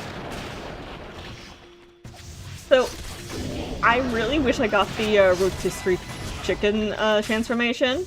Because I thought another fun thing to do is I could just hide somewhere in the world as that and say, "Alright, whoever can find me, like, find me first in this area, or wins a prize and whatnot," and just see who can figure out where I'm at. And because it turns off names, and you can't, like, hold Alt to see it, you can hide inside things. Yeah, that gets fun. I'll make it simple and say I'm not in the area. I'm only an Ulad, folks, so good luck finding me in Ulad. I mean, a scavenger hunt in area is just not fair. Yeah. Full stop. Full stop, not fair. Would not do that to people. It's too huge. Honestly, when I did my Halloween event, I thought people would have a hard time finding me in Anthell. I got found within like a minute of it going live, of me just posting the patch of herbs on the ground to see if someone could locate me. That was for Licorius. I was trying to troll Licorius with that one, because he says, "I can identify any patch of ground on the ground in the game." And I go, "Okay, sure." And he knew where it was. He goes, "Oh no, which one are you at?" And it's like, ha ha ha ha ha ha ha. Just cackling, and then suddenly someone else just zooms up and go, "Hi!" Like, "Oh my god, how did you? Of all the people, someone found me first within like a minute." It was just kind of surprising. Oh yeah. I also had to be very careful because I had so many hiding spots. I lost some people were because I didn't know how many people would be participating. I did have a lot of repeat winners, so it's like, okay, out of fairness, we're going to give this to the next person who finds me, because you found me once already. Yeah, exactly. That makes sense. I kind of feel bad for that, because I know some people are like, "Oh, I found you first, I get more money." It's like, oh, not necessarily. I kind of, if it just didn't feel right, because some people are also have like better connection and whatnot, and it's like you get more colorful potatoes and bread. We got spaghetti and blankets. I wasn't trying to like bar people from it. I was just trying to be fair to everybody else, so that other folks were like, "Well, this sucks. I'm slower at figuring things out." And it's like, it's a lesson. Yeah, it's a learning thing. It's like, gotta figure out how that works out the best way for everybody. Yeah. What's that gonna be? I also need to figure out prizes for this new idea as well. I have no idea what to do, and I don't might try doing have it be like a I don't know, first praise gets a gotcha outfit? I don't know. I mean, that's depending on what the budget for prizes is, right? And what's like how hard they are to get. Mm-hmm.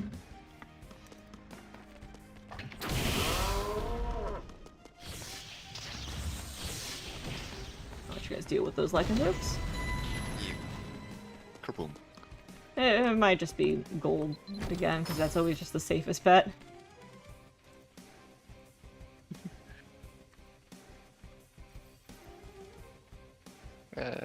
Brute.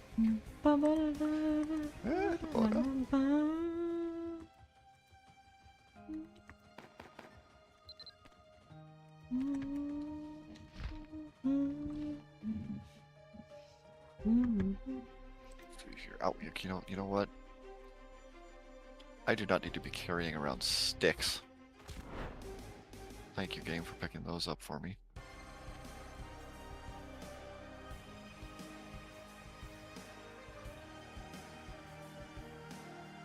I also think it would just be fun just to do something with quote quote like our characters' appearances.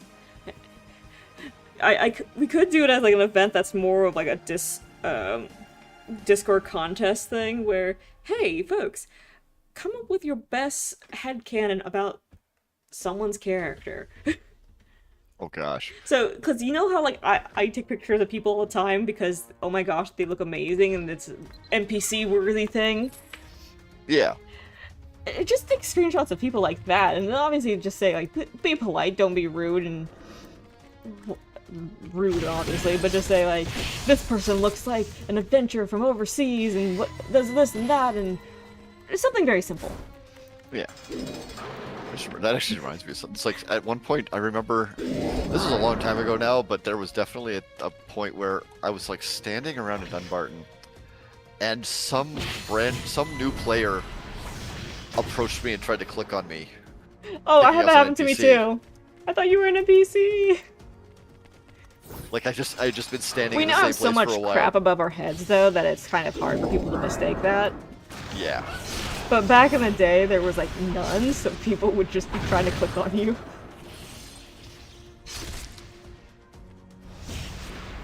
Yeah, the one I remember was because I was just I think I was standing around like one of the corners of Dunbarton in a robe, and they said I looked like an NPC. So it's like, oh yeah, it kind of fits.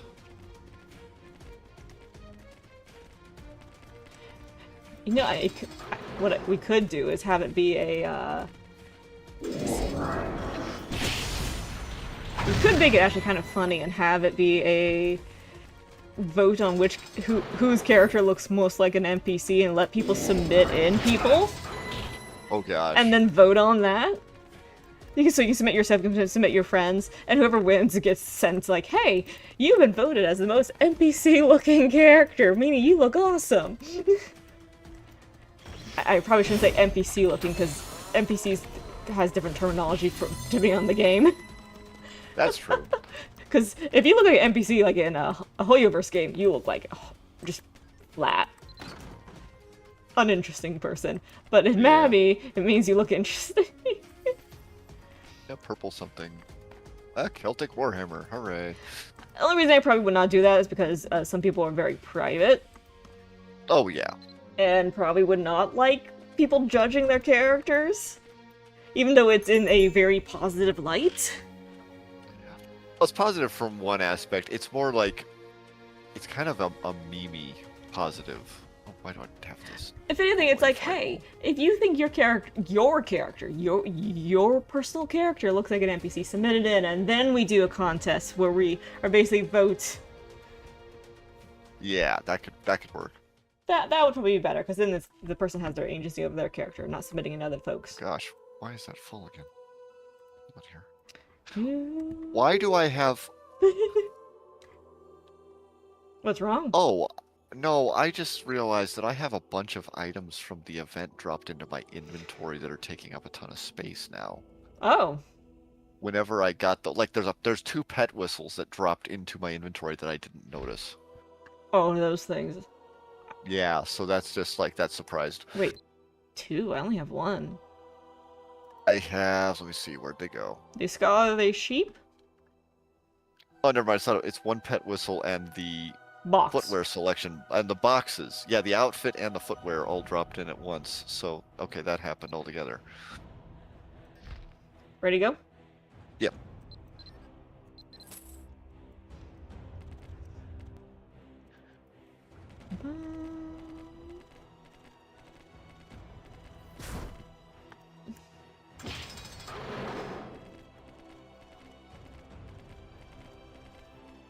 Yeah, we should hit orbs. Oh, fuck. Right. Uh-oh. With it. Next room we should begin. Yep.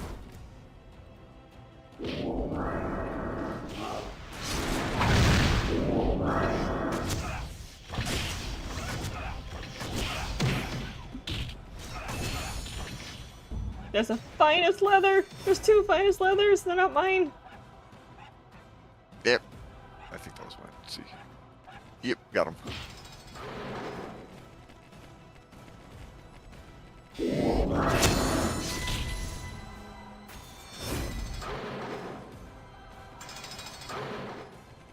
Oop, there's another room here. Yeah, I know. Actually, disassemble. Let's see. Good fortune on a Bohemian hat.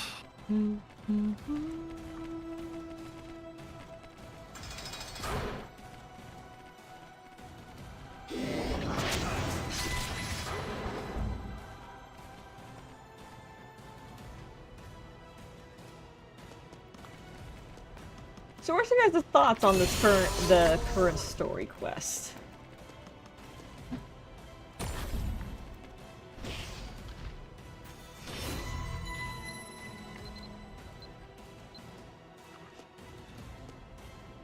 Yeah, I haven't actually. I mean, there's kind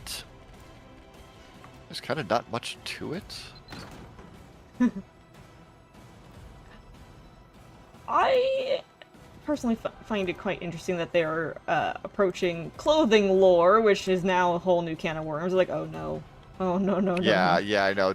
We joked don't go down about that this, road. and now it's very much, hey, this is kind of real. It's like, no. Yeah. But Yeah, the that's character, so we had a 4 more that is a dancer. We had Lily, an alien from the stars, and now we have what seems to be a Snuggly, not Snuggly, yeah, Snuggly, playing around in Schneed.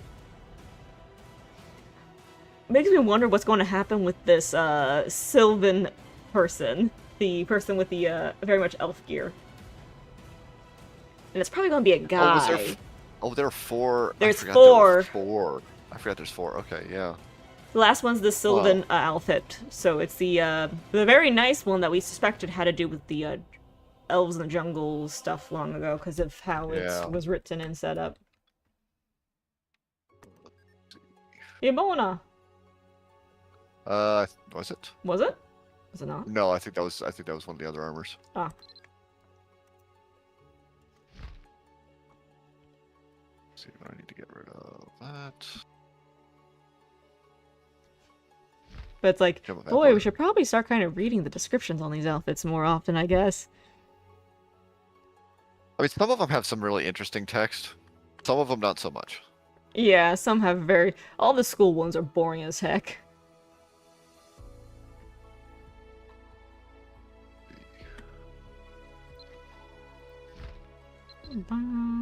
Wait, are you out? Yes, you are. Get over here. Well, there's other people Oh, running stuff, so I was making sure I didn't mistake Yeah, them. You know what I should just do? I should just destroy them. Woo! Give me. Gold. Gold. Lots Yeah. of gold. Ow!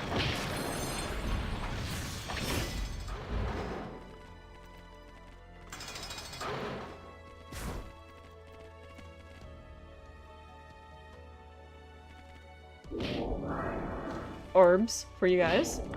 And I hide outside. We're good now. We're good now. Oh, yeah. Okay. Bonk. Yippee!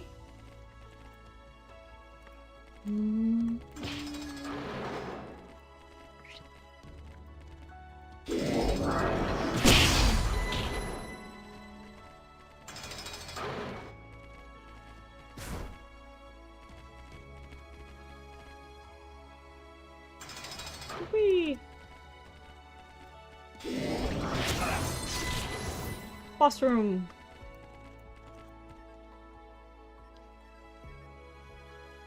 And we're to zoom in.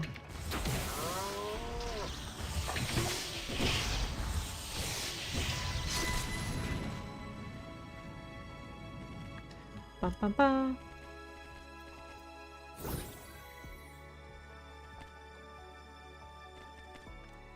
I'll take this back one.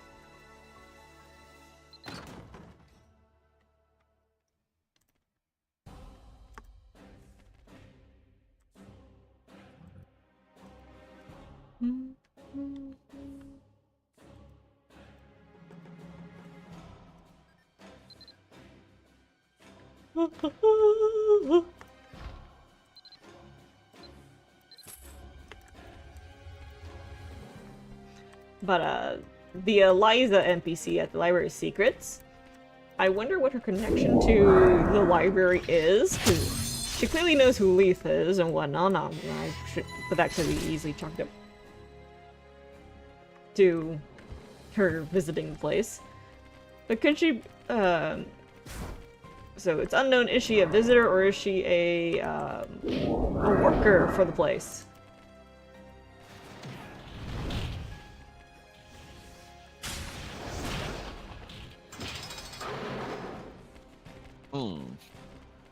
Which will be really funny if she is indeed a worker, because her name's very similar to something.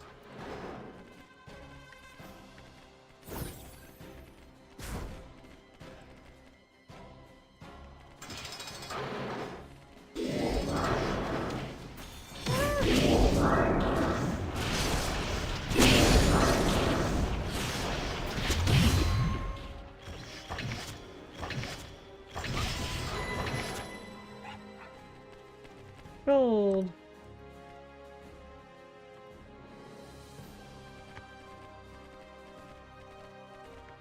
But also, I'm curious when Singer Secrets is going to pop up. It'll probably be this next week. But like at the very end? Yeah. Because that's usually how he always pops up, is it's always at the end.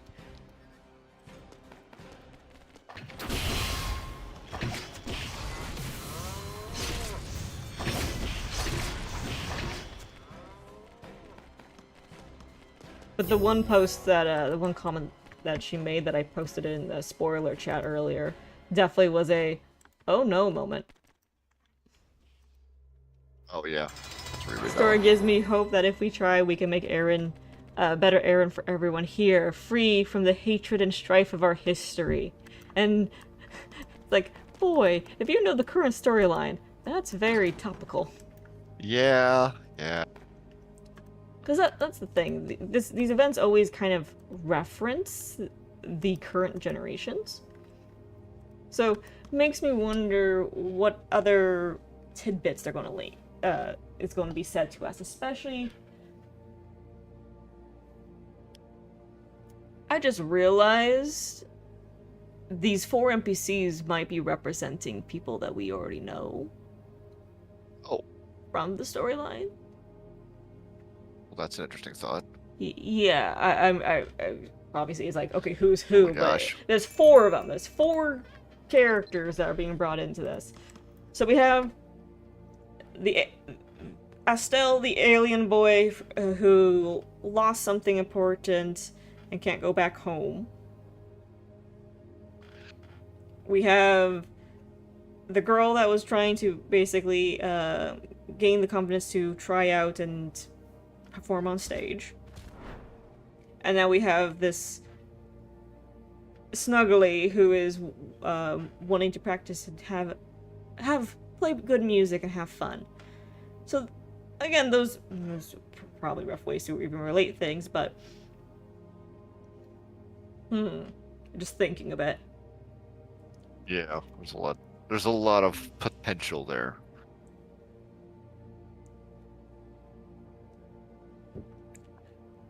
This the Fomor, that dancer one, I could see that being a reference to Delga.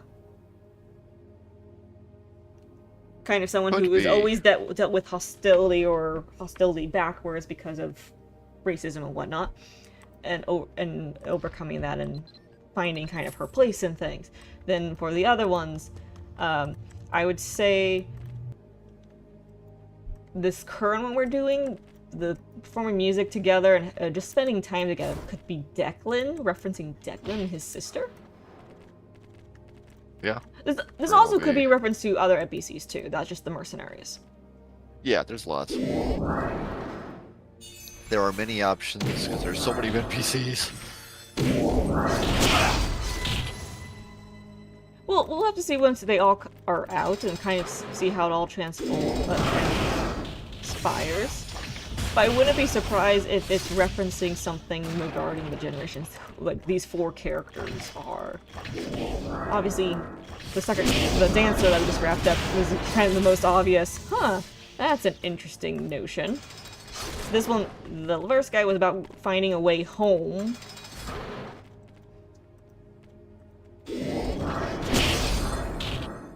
And I just had the stupidest idea. What? All these places drop tailoring kits. I want them to turn the tailoring kit into like I want there to be a blue cookie tin item that you can pick up in dungeons and it's random what's inside it. That would be great. The blue cookie tin, yes. It's like there's a 99% chance it's a tailoring kit. Otherwise it's cookies. I would love that so much. I remember, okay, there was a Twitter thread some years ago, and the thread itself is not important, but they basically had a picture of the Christmas holiday cookie tins, the blue thing, and it says, "What is in this actually?" And the comment section, it was quite clear there was a generational divide and a culture divide, and people go, "It's just cookies." But then you see older folks or folks from, I'm just going to say a lot of Americans, all saying all the sewing stuff, all the knickknacks and little things, all the buttons, the buttons, the pins, all the little trinkets. One person said, like, that's where the batteries were. It's nice. It's the container to hold all the little things. Yep. For a very long time I used one as a monitor stand. That's great. It was just the perfect fit. It was like the exact size of the base of my monitor and it So, raised it to perfect for height. my family, it was indeed some of my mom's tailoring stuff. Yeah. My dorm in college, we had lots of those tins because there was a Rite Aid across the street that we all would go buy them from, and so there were like 5 or 6 boxes of those cookies at any time floating around the dorm. I just have to laugh. It's like, it's almost the equivalent of asking folks, what's the square icon for the save button? What is that? And people not knowing, well, it's just a square. It's like, no, it's not a square. What is it? I don't know. It's called a floppy disk. What's a floppy disk? Yeah, you're a child. So, okay. It's like I love this. Like I've had somebody walk up. Like I have one of the IT guys in our department was a 3D printer enthusiast when he was there. Oh no. And somebody walked up to him in one day and asked him, "Why did you 3D print a save icon?" And he just died inside. Okay, so I actually had a very good giggle regarding just the age thing. So, if you haven't seen it, the HBO Harry Potter TV show had its first trailer or teaser trailer roll out. And the thing that has been making me giggle is watching the generational divide, and it is a generational thing, of who is a Y2K baby and who's before that. Because to everyone who was a, like, 80s to 90s kid, we understand the clothing. We understand the windbreakers and the colorful looks of the 80s and 90s. Yeah. It's like, oh yeah, that's all familiar. Everybody that was born after year 2000, what's with this weird looking clothing? That's so weird. Why did that exist? Do you not know what that was actually very popular back in the day? It's like, have you How never was that seen popular? It's like, go watch Back to the Future. Exactly. Actually, no, that's actually a really good point. Is if you go watch Back to the Future Part 2 specifically. Yeah. The stupid fashion from the future was the 90s. Kind of. We never got double ties, thankfully. Right. That was never a thing. I think Badger has to take a break. Yeah, actually, let's take a break for water too, because I've got to. I need a break. Oh yeah. It's a good time. We've been doing it. Was it 3 hours now? I guess so. Yeah, probably a good water break time. Oh. Oh, he's out. Oh, Not feeling old.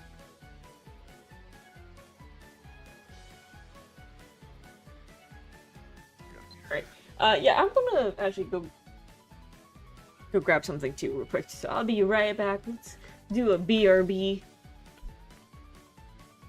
So I'll just stand here. Yee, be right back.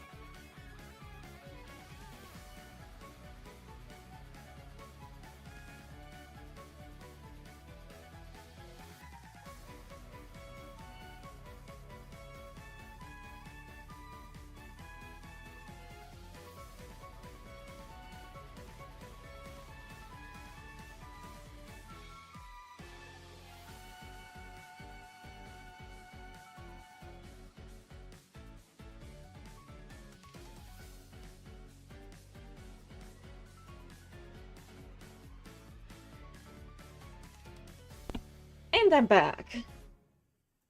so I just looked at something, and Yep. I think they are still having issues with damage, like durability rates for staff weapons. Yes, you would be correct. Okay. They Okay. are this was actually in one of the director broadcasts in Korea a few weeks ago. Also, they Or still have it. That's wild. yeah. Well, they're trying to figure out a way to fix the problem. It's because I'm there's some backcode math thing that's causing the issue, and they're trying to figure out a way to fix it. So they are aware it is a problem, and they are trying to resolve it. yeah, it's like that's. I mean, I understand the spaghetti code problem, but that's wild that it's taking them that much digging to find that. That's hilarious. What Kind the of. issue 'Cause is durability is probably connected to how many times you attack something.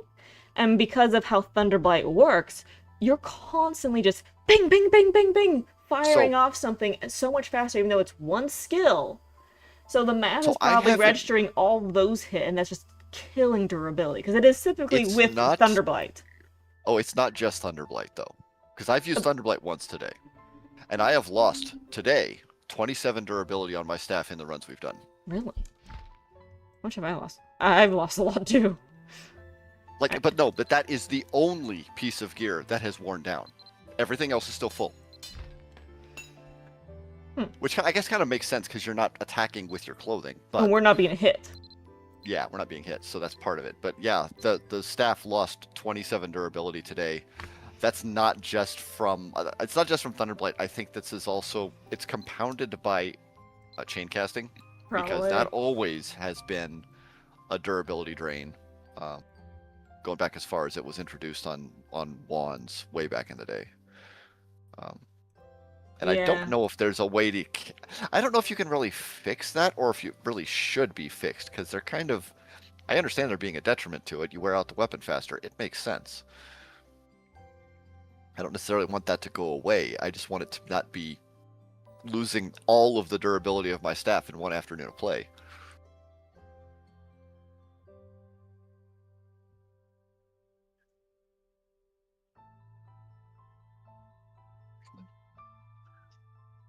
I actually have, let me see here. Okay, so disassembling that stuff, but it's not disassembly that I need to do. I need to actually I need to get rid of other things because I've got garbage in my inventory. That's what's causing this. So here's an enchant I had never seen. Titanic. It's on a loot, This sounds right up Badger's alley. It is a 50 int decrease for 55 strength, Oh. which is wild for I mean, strength and chance are, yeah, but it's just funny that it exists.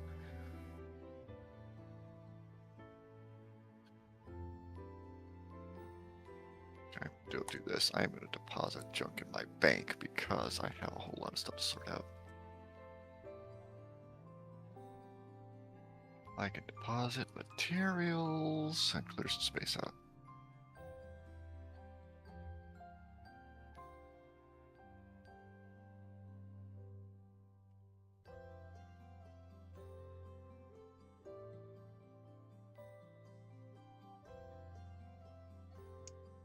Oh no. Oh no. Oh no. I'm What's worried wrong? now. I just saw a news report of a rumor. And I'm worried. Rumor suggests Disney executives are eyeing a full acquisition of Epic Games. Oh no. I mean,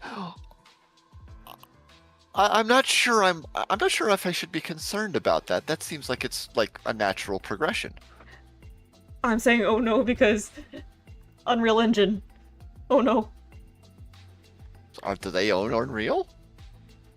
Yeah, Epic? It's their game engine. I thought Unreal was its own thing. Is it? I thought they were the same. Unreal's old. Unreal spawns from the game Unreal, so it's its own property from a long time Oh, no. ago. I don't know if I don't know if it was picked up. Nope. I don't. Owned and developed by Epic Games. Really? Okay, Yep. so they've changed names. Okay, that's. I was like, I Wow. think we might be. Oh, that's scary. I hope not. I hope not. I don't think Epic Games is going under, by the way. So the fact that this is a quote-unquote rumor, it's like, just because they're laying off people doesn't mean the company's dying. Yeah, no, they're not. I mean, that seems. By the way, that ready to seems go? like- yeah, that is, not quite. I Oh. am still cleaning out. So, but yeah, I've got to sort everything in my inventory here. That sounds like something somebody would say if they just wanted to make rumors up. So, Yeah, I hope that's the case. yeah, that's weird. I didn't think Unreal was actually owned by that company. I mean, I would have. I'm trying to remember back in the day because Unreal Engine came from the game Unreal, and I don't know who developed that originally. Somebody in chat may be able to answer that easily. Originally developed by a PC first person, it has been a variety of games. Unreal Engine was it doesn't say anything about a game called Oh wait, first person shooter It's- game Unreal, which was by Yeah. Epic Games. Oh, it was Epic. Okay. Yeah. Well, was it always that, or did they change names? Epic Mega Games. Interesting. Epic Mega Games and Digital Extremes published it. Maybe I was thinking of Digital Extremes. Okay. Yeah. Because that's an And old, and they old became game. and the two became Epic Games, and Unreal Engine became kind of their yeah. Okay.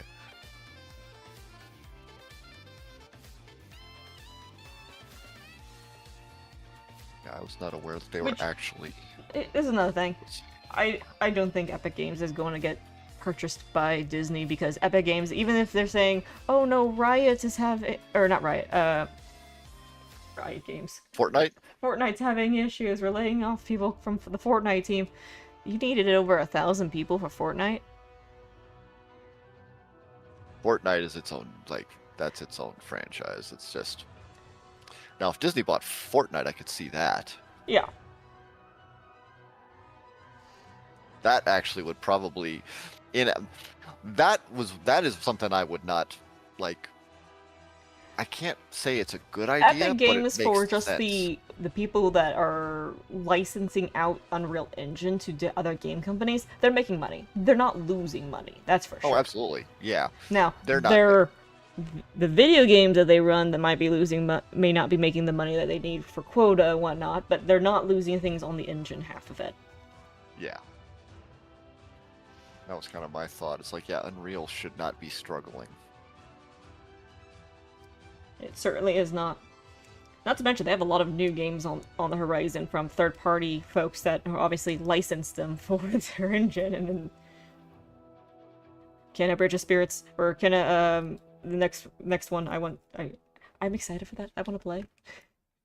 That might just be a stream day. I'm going to stream that game and just have a good time. I don't care if it's not Mabinogi related. I want to play my game. Oh yeah. I mean, it makes sense. It's entertaining stuff to watch, so. Sheesh, I have picked up so many of these materials. Yeah, I'm gradually just like I'm stacking bank tabs full of all the garbage that drops from here. Really? Well, since you're doing that, I should probably do some inventory cleanup myself. Yeah, no, yeah, I would say you go ahead and take some time to do that. I'm taking a minute here because it's gotten out of control. Alright, so let's see. Just running everything has been gradually contributing to the disaster. You go in there, you go over there. Where is that BME? There's that BME. I'm at 24. Slowly. Slow but sure slow progress. You can't call it sure progress. Yeah, slowly. I didn't say surely.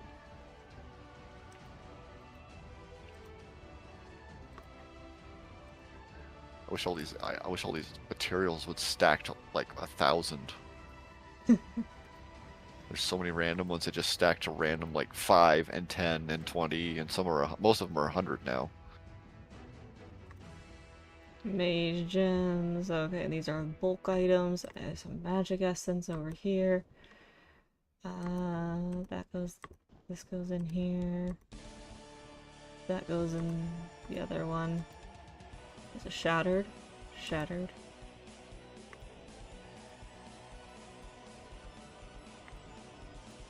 Okay. Yep, two of those. Like, if I could count on the inventory system to plant things where I will find them, the easiest way to I wish there was a way to like them... tag crafting materials to go into certain bags. Yes. That really would help things.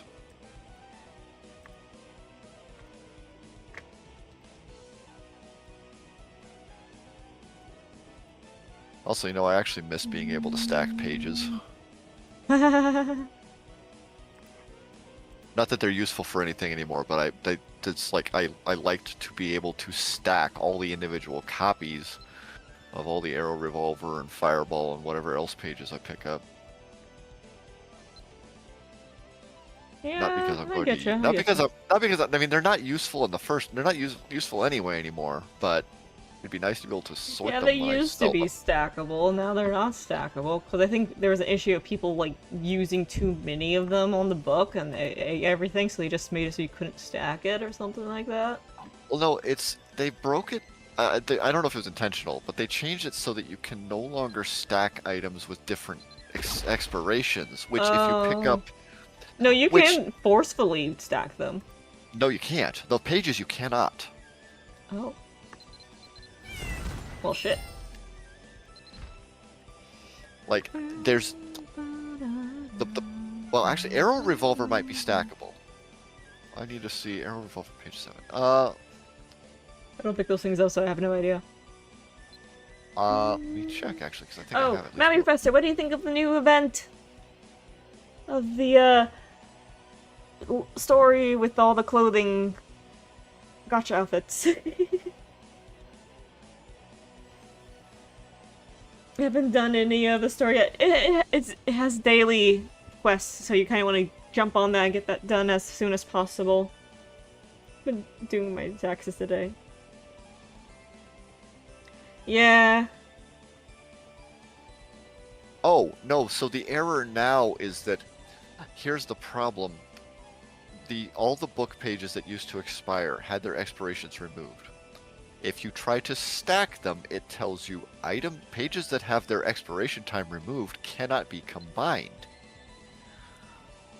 So they're treating basically. I think what they did was they used a shortcut on all the timed pages, and they just applied an expiration removal scroll to all of them. They just instead of reformatting the item, they applied the removal effect to all the items that existed, meaning they're no longer stackable. So you just can't stack anything that used to be expiring. Huh. Yeah. I mean, I understand. I understand taking it. It's basically a valid shortcut to take. You basically just apply it instead of rewriting the item. You apply an existing effect to the item.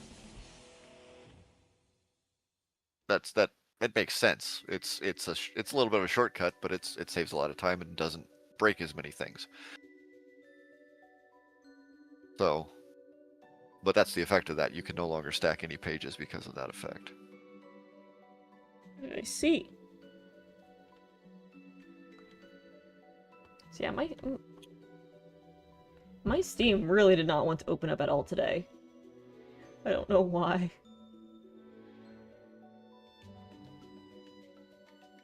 Any big releases happening? No, I couldn't open up my V2 model. Oh. Oh, did you say stream or Steam? Steam. Huh.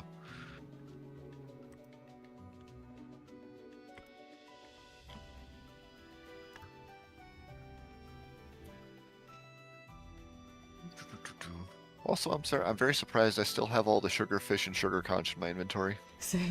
I expected those to go deleted, but they did not.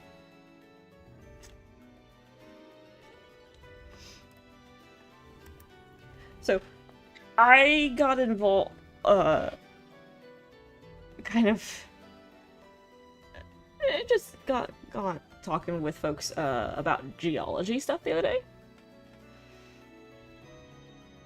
And it makes me kind of really wish Mabby did more stuff with geology rocks and stuff. I know it sounds silly, but it's. Oh no, dude! Rocks and minerals. There's a lot of stuff that you could adopt in there as gameplay mechanics or right. otherwise. I wish they kind of didn't half-ass it by saying, "Oh, here's more gemstones." No, let us do things with these gemstones. Don't make it just metallurgy gathering these things. Let us actually, like, some of these things aren't actually the sort of gemstones you want to gather. Like, let us go mine these things. Here's a wild idea. Give gemstones value. Yeah. I mean, that's a strange concept, I know, but it's like you could make them But valuable in some way. With New Life, they are adding a couple of new gems items, but they are obtained differently. They're not gemstones, but they are crafting items for some of the new things. I mean, that's not bad, but at the same time, it's like I would like. You can mine them and whatnot. It's like, can we have more of that? Like, I would like to be able to, like, let me go find quartz. Let me open up my gem bag here. Well, I mean, find things of actual emeralds or heck, a frigging diamond vein. Wouldn't that be crazy? For all the stuff we see in Hillwind, and it's like all the theoretical minerals we get there, they're just metals. Yeah. Which I want to clarify. I do not want to pollute the loot pool in Hillwind with more items. Correct. We don't want that. We don't want that. But there's got to be ways to obtain those. What I think would be cool. What I think would be cool, besides metallurgy, obviously, for obtaining those items. What I think would be cool is if you're running Bangor, for example, or Bari Dungeon, occasionally you'll get a mining ore spot, and it's sparkling. So it's like, oh, hey, so you gather from that. And it's not uncommon, but occasionally, yeah, you hit a geode instead of a normal ore thing, so you get gemstones from it. Here's a different idea for that. Yeah. Introduce different veins in Barry. Not that it's like a different, not a different pile of ore, you buy a different pass from Gilmore to go to the different veins of the mine. Oh, that could be fun. So much like the Mithril one. Yeah, exactly. You just follow that pattern So I'm and gonna throw add this out other. there. Besides just Bari, Yeah, also have some of them in like Iria. So Par, Longa, Karu, and Maya's. Have them have heck, some too. throw them in Mo- Anthill and Solia. Yeah. Those two. Put more rare veins of materials in those locations that already have them. All right, you ready to go? 1 second, let me check. Yeah, I think that's We have 15 minutes left. I want to do at least one more run. All right, yeah, no, well, I mean we'll get 5 in for that much time. Let's see here. Yeah, I'm good.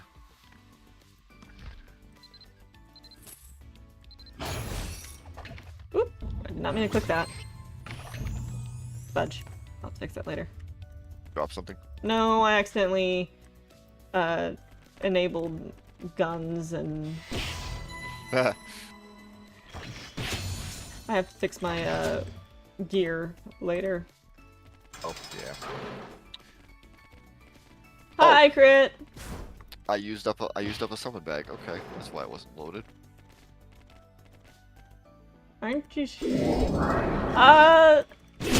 Steam is not turning on, so I can't turn on my model. I can't access Live 2D for some reason. I think I might have goofed.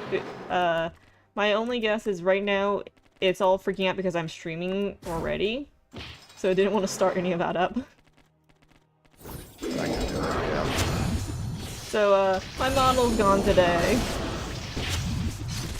Fun holiday. It's what the thing is, the moment I stop streaming, Steam will boot up and Live 2D will be like, hey, we're alive! It's like, why were you broken? And that's what's weird, is everything's working, everything else is working just fine. It's, maybe just something broke on my computer and I have to like reinstall Steam or something. I mean, it's possible Steam is just getting hammered by some other busy thing that's keeping them occupied. Ooh. Well, it's not a big deal. We're all just vibing here.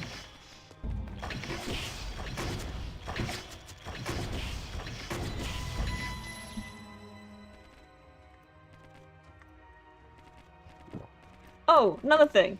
Coolin. Slab Coolin area? Let us be able to mine minerals and things from that. Oh my gosh, you got an explosion.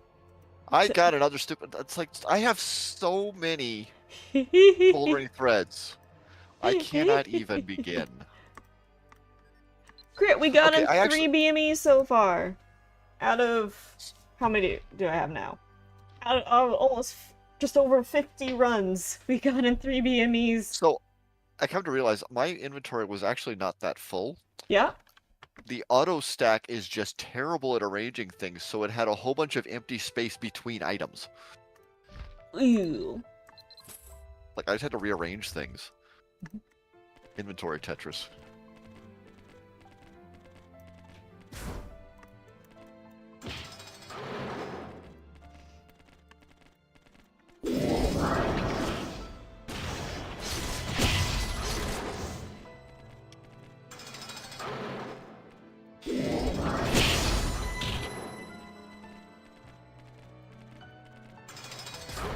Whee!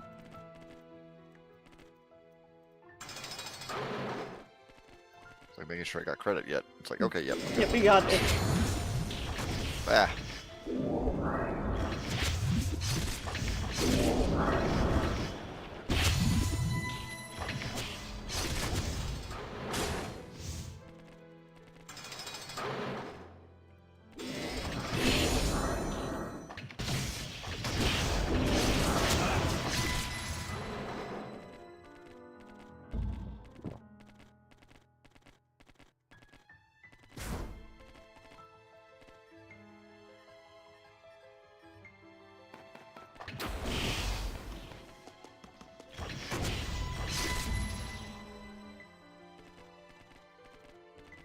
I'll go for the far one. Oh. Oh, another Shine Sea. Oh, purple. And a magic essence. Alright, I should probably go do all the Shine Seekers before stream ends. Yeah, that's a good point. I don't think I've actually gotten any of those. Alrighty, I got one, so that's Oh. interesting. I think I got at least 4. I have, oh my gosh, I have a lot. Yeah, how many Shine Seekers we got? I now have Well, some of those are 13 probably expiring ones, and 3 of them were definitely not. Some of those are probably event things. So I have 2 in my inventory. They're not event things. Oh no? I mean, there's some that you get. I mean, some. The non-expiring ones are not event or storyline ones, but everything else is Well, there's some of the like the dungeon. No, it's not the dungeon. The adventure pass has some of those in there you can get too. So I don't know if you picked those up. have not. Okay. I'm not counting those ones. Well, I just used it, but I had a, what was it? I got a lot. I had 3 and I just went in with 4. So it was a 2, 7. I have 13. So yeah, I got 10 of them from my runs, from the runs. Wow. Got a lot of those at least. Yeah, I think I had For those. absolutely nothing.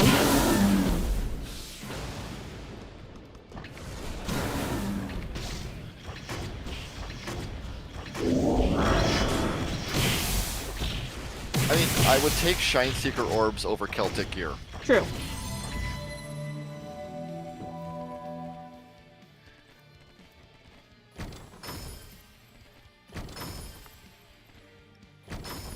Oh my god, it's all gonna be blues. It's all blues! Oh my gosh, I broke the sound. You broke the sound? So, if you ever get curious sometime, throw down well, you wouldn't do it, but just in the middle of a polar vortex, and then cast thunder on it. The game does not like that combination of sounds. Ah. Crunchy It audio. just breaks. Yeah, crunchy audio. That have been nice to make gold chest better. Always having a Shine Seeker orb.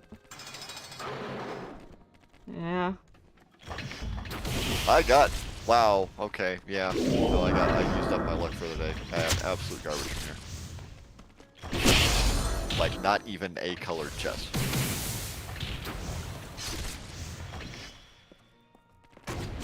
Oh, garbage.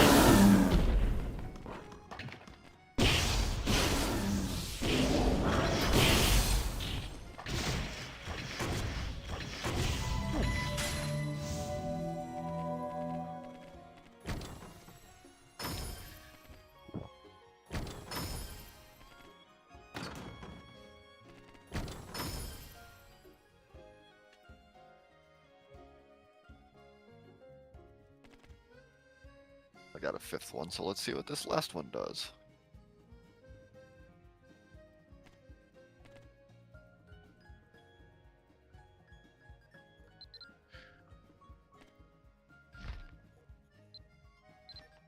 Don't even think about it, Fidget. I heard where you just came from.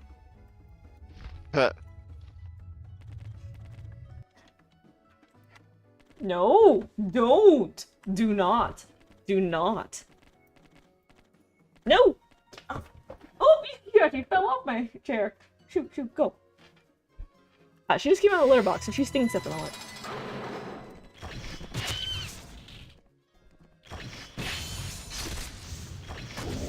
Go bother how?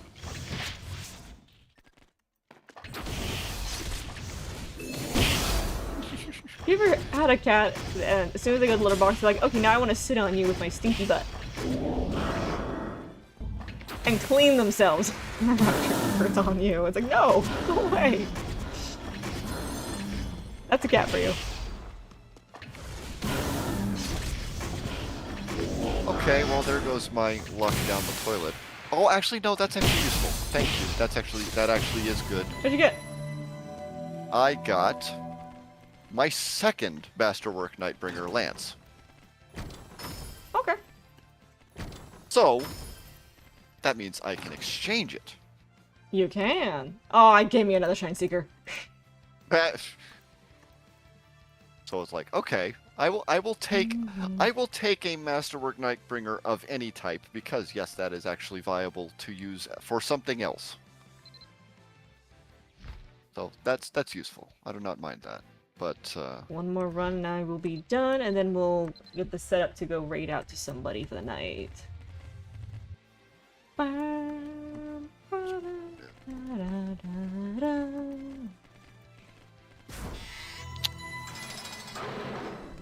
now I could just dual wield lances. That'd be hilarious.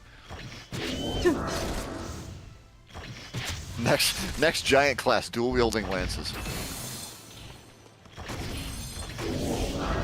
Entertaining.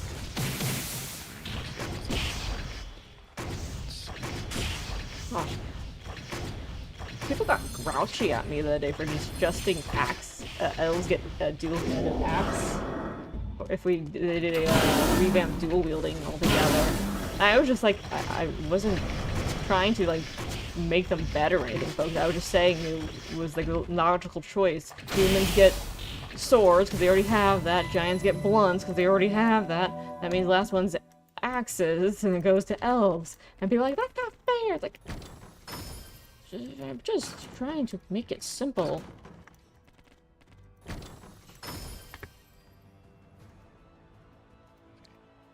Yeah, simplify it for the just don't make it more complicated than it needs to be, essentially.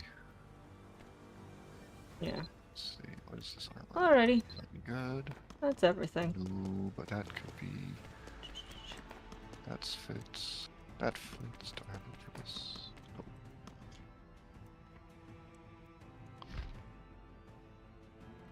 Well, yeah, I do have room for that if the game would put things where they make sense. It probably kind of hurts people, but I don't. I just do this. I don't really care what they all have. I mean, at this point, there's very little you can use. Yeah. So that's entirely fair. I am still patient enough to go through and sort the garbage, but I'm getting less and less so. Indeed. Alright, let me get this queued up to head on out. There we go. To pay! Hey. Wee. Let's see. Cancel. Well, that was young. Thank you all for joining. I'll see you guys all next week. I'll probably have everything pre-rendered for the rest of the event. So it's all good to go for next Monday. Well, that'll be good, yeah. Seeing the rest of those quests, that'll be good. Well, that's what I played at the start of this one, was the... Yeah. I got here at the very tail end of that, so that was a nice setup. Let's see, is that even enough? Alright, we're heading on out. Night, everybody. See you next week.